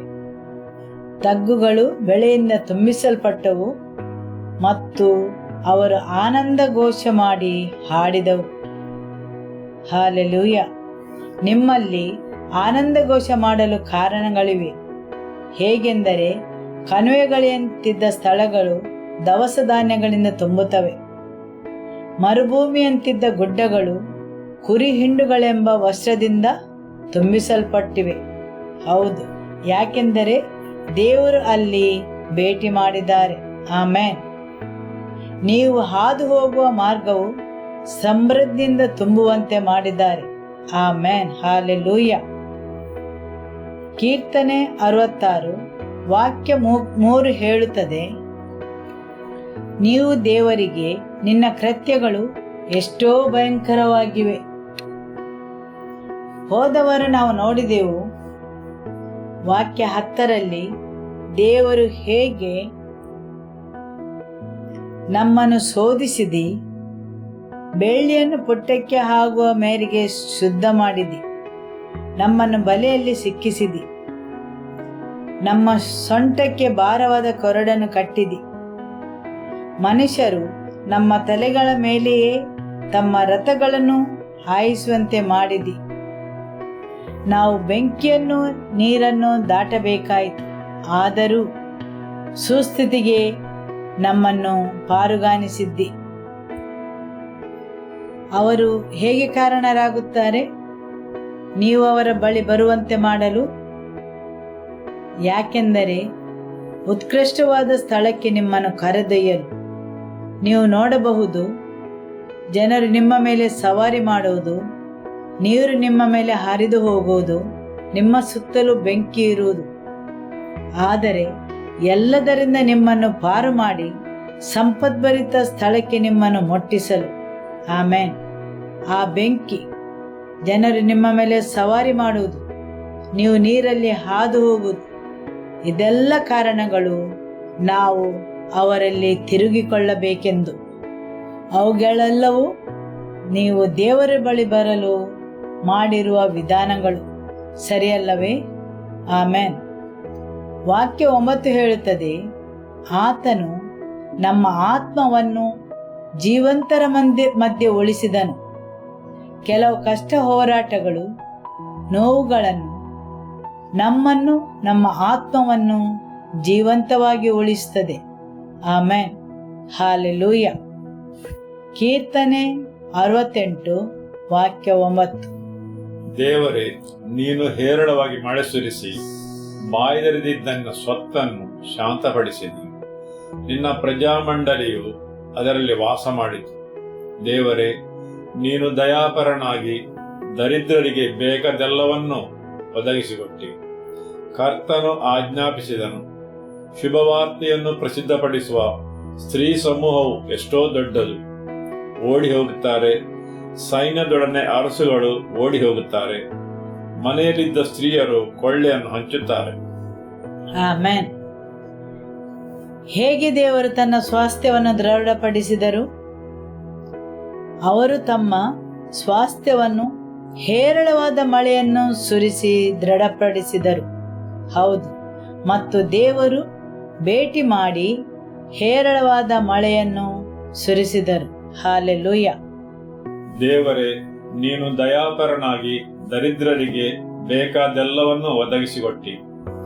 ಕರ್ತನು ಆಜ್ಞಾಪಿಸಿದನು, ಶುಭವಾರ್ತೆಯನ್ನು ಪ್ರಸಿದ್ಧಪಡಿಸುವ ಸ್ತ್ರೀ ಸಮೂಹವು ಎಷ್ಟೋ ದೊಡ್ಡದು. ಓಡಿ ಹೋಗುತ್ತಾರೆ, ಸೈನ್ಯದೊಡನೆ ಅರಸುಗಳು ಓಡಿ ಹೋಗುತ್ತಾರೆ, ಮನೆಯಲ್ಲಿದ್ದ ಸ್ತ್ರೀಯರು ಕೊಳ್ಳೆಯನ್ನು ಹಂಚುತ್ತಾರೆ. ಹೌದು, ಆಮೆನ್. ದೇವರು ಸುವಾರ್ತೆಯನ್ನು ಕಳುಹಿಸಿದರು ಮತ್ತು ಅದನ್ನು ದೊಡ್ಡ ಸಮೂಹವು ಪ್ರಕಟಪಡಿಸಿತು. ದೇವರು ತನ್ನ ವಾಕ್ಯವನ್ನು ಕಳುಹಿಸಿದಾಗ ದೊಡ್ಡ ಸಮೂಹವು ಅದನ್ನು ಕೇಳಿ ಹಿಂತಿರುಗಿ ಅದನ್ನು ಪ್ರಚಾರಪಡಿಸಿದರು. ದೇವರು ತನ್ನ ವಾಕ್ಯವನ್ನು ಕಳುಹಿಸಿದಾಗ ದೊಡ್ಡ ಸಮೂಹವು ಅದನ್ನು ಕೇಳಿ ಹಿಂತಿರುಗಿ ಅದನ್ನು ಪ್ರಚಾರಪಡಿಸಿದರು. ದೇವರ ವಾಕ್ಯವು ಹೇಳುತ್ತದೆ, ದೇವರ ವಾಕ್ಯವನ್ನು ಜನಸಮೂಹವು ಪ್ರಚಾರಪಡಿಸಿದಾಗ ದೊಡ್ಡ ಸೈನ್ಯಗಳುಳ್ಳ ಅರಸರು ಓಡಿ ಹೋಗುತ್ತಾರೆ. ಹೌದು, ದೊಡ್ಡ ಸೈನ್ಯಗಳುಳ್ಳ ಅರಸರು. ಅವರು ನಿಮ್ಮನ್ನು ಅಭಿನಂದಿಸಲು ಬರುವುದಿಲ್ಲ, ಅವರು ಯುದ್ಧಗೋಸ್ಕರ ಬರುತ್ತಾರೆ. ಅರಸರು ಸೈನ್ಯಗಳೊಡನೆ ಆಕ್ರಮಣ ಮಾಡಲು ಬರುತ್ತಾರೆ. ದೇವರ ವಾಕ್ಯ ಹೇಳುತ್ತದೆ, ಸೈನ್ಯದೊಡನೆ ಅರಸುಗಳು ಓಡಿ ಹೋಗುತ್ತಾರೆ ಮತ್ತು ಮನೆಯಲ್ಲಿದ್ದ ಸ್ತ್ರೀಯರು ಕೊಳ್ಳೆಯನ್ನು ಹಂಚುತ್ತಾರೆ. ಆಮೇನ್. ಹೌದು, ದೇವರು ತನ್ನ ಶುಭವಾರ್ತೆಯನ್ನು ಕೊಟ್ಟಾಗ ಜನರು ಅದನ್ನು ಪ್ರಕಟಿಸಲು ಪ್ರಾರಂಭಿಸಿದರು. ಮತ್ತು ನೀವು ನೋಡುತ್ತೀರಿ, ತುಂಬ ಹೋರಾಟಗಳು ಕೊನೆಗಾಣುವುದನ್ನು ನೀವು ನೋಡುತ್ತೀರಿ. ಸೈನ್ಯದೊಡನೆ ಬಂದ ಅರಸರುಗಳು, ಅಂದರೆ ಕೊನೆಗಾಣದ ಕಷ್ಟಗಳು, ಬೆದರಿಕೆಗಳು ನಾಶವಾಗುವು. ಹೌದು, ಆಮೇನ್. ಮತ್ತು ಆ ಯುದ್ಧದಲ್ಲಿ ಸಂಪತ್ತಿದೆ, ಅದನ್ನು ನೀನು ಮಾತ್ರ ಒಟ್ಟು ಮಾಡುವುದಿಲ್ಲ, ಬದಲಿಗೆ ಮನೆಯಲ್ಲಿ ಆರಾಮವಾಗಿ ಕೂತವರು ಸಹ ಅದನ್ನು ಒಟ್ಟುಗೂಡಿಸುತ್ತಾರೆ. ಮನೆಯಲ್ಲಿದ್ದ ಸ್ತ್ರೀಯರು ಕೊಳ್ಳೆಯನ್ನು ಒಟ್ಟುಗೂಡಿಸುತ್ತಾರೆ. ರಣರಂಗದಲ್ಲಿದ್ದ ಗಂಡಸರು ಬೇಕಾದಷ್ಟನ್ನು ಕೊಳ್ಳೆ ಹೊಡೆದಿದ್ದಾರೆ. ಅದನ್ನು ಅಲ್ಲಿದ್ದ ಸಮೃದ್ಧಿಯಾದ ಕೊಳ್ಳೆಯನ್ನು ಅರಸರು ಮತ್ತು ಸೈನ್ಯದವರು ಓಡಿ ಹೋದರು. ದೇವರು ಕೊಟ್ಟ ವಾಕ್ಯವನ್ನು ಪ್ರಚಾರಪಡಿಸಿದರು. ದೇವರ ವಾಕ್ಯ ಹೇಳುತ್ತದೆ, ಮನೆಯಲ್ಲಿದ್ದ ಸ್ತ್ರೀಯರು ಕೊಳ್ಳೆಯನ್ನು ಹಂಚಿಕೊಂಡರು. ಎಷ್ಟು ಅಧಿಕವಾದ ಸಂಪತ್ತು ಇತ್ತೆಂದರೆ ಮನೆಯಲ್ಲಿದ್ದ ಸ್ತ್ರೀಯರು ಕೊಳ್ಳೆ ಹೊಡೆದರು. ಹೌದು, ಸಮೃದ್ಧಿಯು ಮನೆಯಲ್ಲಿದ್ದವರು ಕೊಳ್ಳೆ ಹೊಡೆಯುವಷ್ಟು ಇರುತ್ತದೆ. Amen, hallelujah. ಆ ಹೋರಾಟಗಳಲ್ಲಿ ಅಷ್ಟೊಂದು ಸಂಪತ್ತು ಇರುತ್ತದೆ. ಆಮೆನ್. ಯಾವುದೇ ಯುದ್ಧವು ವ್ಯರ್ಥವಾಗುವುದಿಲ್ಲ. ಪ್ರತಿಯೊಂದು ಯುದ್ಧದಲ್ಲಿ ಸಂಪತ್ತಿರುತ್ತದೆ. ನೀವು ಆ ಸಂಪತ್ತನ್ನು ನೋಡಬೇಕು ಮತ್ತು ಅದನ್ನು ಒಟ್ಟುಗೂಡಿಸಬೇಕು. ಆಮೆನ್. ಬಹುಶಃ ಗಂಡಸರು ಆ ಸಂಪತ್ತನ್ನು ನೋಡಿರಲಿಕ್ಕಿಲ್ಲ, ಆದುದರಿಂದ ಸ್ತ್ರೀಯರು ಕೊಳ್ಳೆ ಹೊಡೆದರು. ಕೀರ್ತನೆ 68 ವಾಕ್ಯ 13. ನೀವು ಕುರಿಹಟ್ಟಿಗಳಲ್ಲಿ ಮಲಗಿಕೊಂಡಿರುವುದೇನು? ಪಾರಿವಾಳದ ರೆಕ್ಕೆಗಳು ಬೆಳ್ಳಿಯಿಂದಲೂ ಅದರ ಗರಿಗಳು ಬಂಗಾರದಿಂದಲೂ ತಡತಡಿಸುತ್ತವೆ. ಆಮೆನ್. ನೀವು ಕುರಿಹಟ್ಟಿಗಳಲ್ಲಿ ಮಲಗಿಕೊಂಡಿರಬಹುದು. ನೀವು ಪಾರಿವಾಳದ ರೆಕ್ಕೆಗಳಂತೆ ಬೆಳ್ಳಿಯಿಂದ ಮುಚ್ಚಲ್ಪಟ್ಟವರು ಮತ್ತು ಅದರ ಗರಿಗಳು ಹಳದಿ ಬಂಗಾರದವು. ಹೌದು, ನೀವು ಪಾರಿವಾಳದ ರೆಕ್ಕೆಗಳಂತೆ ಬೆಳ್ಳಿಯಿಂದ ಮುಚ್ಚಲ್ಪಟ್ಟವರು ಮತ್ತು ಅದರ ಗರಿಗಳು ಹಳದಿ ಬಂಗಾರದವು. ಪಾರಿವಾಳದ ರೆಕ್ಕೆಗಳು ಯಾವುದಕ್ಕೆ ಉಪಯೋಗವಾಗುತ್ತವೆ? ಅವುಗಳು ಮೇಲೆ ಹಾರಲು ಕಾರಣವಾಗುತ್ತವೆ, ಸರಿಯಲ್ಲವೇ? ಪಾರಿವಾಳದ ರೆಕ್ಕೆಗಳು ಅವುಗಳು ಮೇಲೆ ಹಾರಲು ಸಹಾಯ ಮಾಡುತ್ತವೆ. ಆ ರೆಕ್ಕೆಗಳಿಲ್ಲದೆ ಹೋದರೆ ಪಾರಿವಾಳವು ಭೂಮಿಗೆ ಸಿಕ್ಕಿಕೊಂಡಿರುತ್ತದೆ, ಸರಿಯಲ್ಲವೇ? ಆಮೆನ್. ದೇವರ ವಾಕ್ಯ ಹೇಳುತ್ತದೆ, ನೀವು ಹಾಗೆ ಕುರಿಹಟ್ಟಿಯಲ್ಲಿ ಮಲಗಿಕೊಂಡಿರಬಹುದು, ಆದರೆ ನೀವು ಪಾರಿವಾಳದ ರೆಕ್ಕೆಗಳಂತೆ ಬೆಳ್ಳಿಯಿಂದ ಮುಚ್ಚಲ್ಪಟ್ಟವರು. ಅಲ್ಲಿ ಮಹಿಮೆಯೂ ಇರುತ್ತದೆ. ಮುಂದುವರೆದು ಹೇಳುತ್ತದೆ, ಮತ್ತು ಗರಿಗಳು ಹಳದಿ ಬಂಗಾರದವುಗಳು. ಆಮೆನ್. ಭೂಮಿಯಲ್ಲಿ ಮಲಗಿಕೊಂಡಿರುವ ಜನರ ಮೇಲೆ ಮಹಿಮೆಯು ಇಳಿಯುವುದು ಮತ್ತು ಅವರು ಪಾರಿವಾಳದ ರೆಕ್ಕೆಗಳಂತೆ ಮೇಲಕ್ಕೇರುವರು. ಯಾವಾಗ ನಿಮ್ಮ ಕಣ್ಣುಗಳನ್ನು ದೇವರನ್ನೇ ಹುಡುಗುತ್ತವೆ, ಸರ್ವಶಕ್ತನೇ ನಿಮಗೆ ತುಂಬ ಅಮೂಲ್ಯವಾದಾಗ, ಓಫೀರಿನ ಬಂಗಾರಕ್ಕಿಂತ ಬೆಲೆ ಉಳ್ಳದವರಾದಾಗ, ದೇವರೇ ಸರ್ವಸ್ವವಾದಾಗ, ನಿಮ್ಮ ಚಿನ್ನವನ್ನು ಹೊಳೆಯ ಕಲ್ಲುಗಳಲ್ಲಿ ಎಸೆಯಲು ಸಿದ್ಧವಿರುವಾಗ, ದೇವರ ವಾಕ್ಯ ಹೇಳುತ್ತದೆ, ಹೊಳೆಯ ಕಲ್ಲುಗಳ ನಡುವೆ ಆ ಓಫೀರಿನ ಚಿನ್ನವನ್ನು ಹಾಕಿದನು. ಅಂತಹ ಬೆಲೆಯನ್ನು ಆ ಚಿನ್ನಕ್ಕೆ ಕೊಡುತ್ತಾನೆ. ಯಾವಾಗ ದೇವರನ್ನು ಅವನು ಭೇಟಿಯಾದಾಗ, ಹೌದು, ಆಮೇನ್, ದೇವರು ಅವರಿಗೆ ತುಂಬ ಅಮೂಲ್ಯವಾದ ಬೆಲೆಯುಳ್ಳವರಾದರು. ನಂತರ ನೀವು ಪಾರಿವಾಳದ ರೆಕ್ಕೆಗಳಂತಾಗುವಿರಿ. ನಂತರ ನೀವು ಕುರಿಗಳಂತೆ ನೆಲದ ಮೇಲೆ ಇರಲಾರಿರಿ. ನೀವು ಉನ್ನತಕ್ಕೇರಲು ಕಾರಣರಾಗುವರು. ಆಮೇನ್, ಹೌದು, ಏರಲು, ಉನ್ನತಕ್ಕೇರಲು. ಬರೀ ಹಾರರಲ್ಲ, ಬದಲಿಗೆ ಬೆಳ್ಳಿಯ ರೆಕ್ಕೆಗಳಿಂದ, ಹಳದಿ ಬಂಗಾರದ ಗರಿಗಳಿಂದ ಅಂತಹ ಮಹಿಮೆಯನ್ನು ದೇವರು ನಿಮ್ಮ ಮೇಲೆ ದಯಪಾಲಿಸುವರು. ಆದರೆ ನೀವು ಕೆಲವು ವಿಷಯಗಳನ್ನು ಕಳಚಿಕೊಳ್ಳಬೇಕು. ಕೆಲವನ್ನು ಪಡೆದುಕೊಳ್ಳಲು ಕೆಲವನ್ನು ಕಳಕೊಳ್ಳಬೇಕು. ಆಮೇನ್. ಯಾರು ತನ್ನ ಜೀವವನ್ನು ಪ್ರೀತಿಸ್ತಾನೆ ಅವನು ಕಳಕೊಳ್ಳುತ್ತಾನೆ. ಯಾರು ತನ್ನ ಜೀವವನ್ನು ನನಗೋಸ್ಕರ ಕಳಕೊಳ್ಳುತ್ತಾನೆ ಅವನು ಪಡಕೊಳ್ಳುತ್ತಾನೆ. ಹೌದು, ಯಾರು ಸ್ವ ಇಚ್ಛೆಯಿಂದ ಕಳಕೊಳ್ಳುತ್ತಾರೆ, ಕೊಡುತ್ತಾರೆ ದೇವರಿಗೆ, ಅವರು ಪಡಕೊಳ್ಳುತ್ತಾರೆ.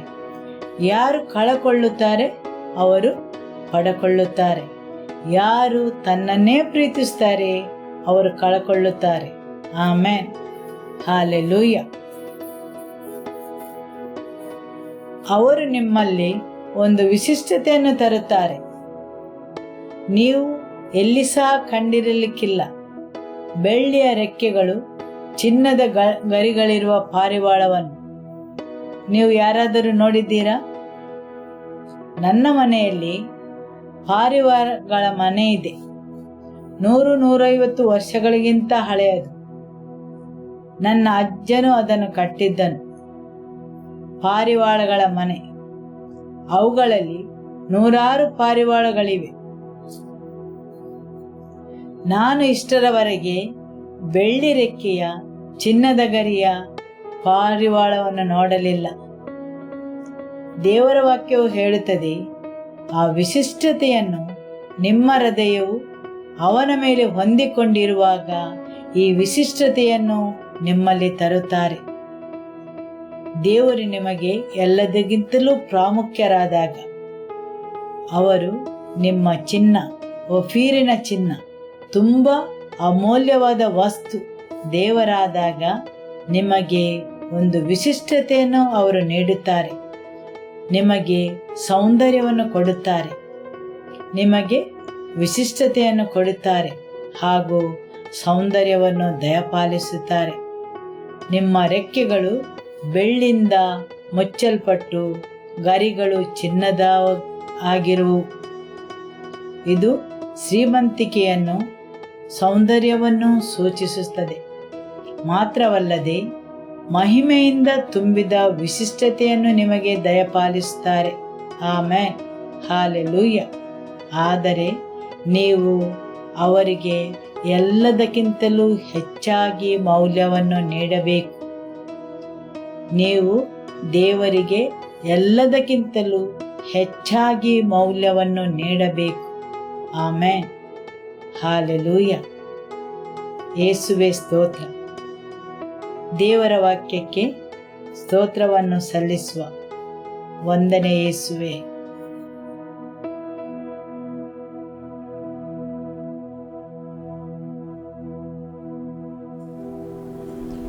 Every life in this place, we bring them under your blood, Lord. You cause their paths to drip with your abundance, Lord. You crown their years with your goodness, Lord. Every life in this place, we bring them before thee, Lord. We pray that you visit them, Lord. Water every area of their lives, Lord. May their valleys be filled with grain, Lord. And may them enjoy your abundance, Lord. Everything that is like a wilderness in their lives be clothed with your abundance, Father. Every life in this place, we bring them before thee, Lord. Give them the grace to love you more than everything else, Lord. To value you and your presence, Lord. In your hands I entrust every life. And I bless them. I bless them in the name of the Father. I bless them in the name of the Lord Jesus. And I bless them in the name of the Holy Spirit. May the love of God Father, may the peace of our Lord Jesus Christ, and the fellowship of the Holy Spirit be with you all. Go in the peace of the Lord be with you. Shalom.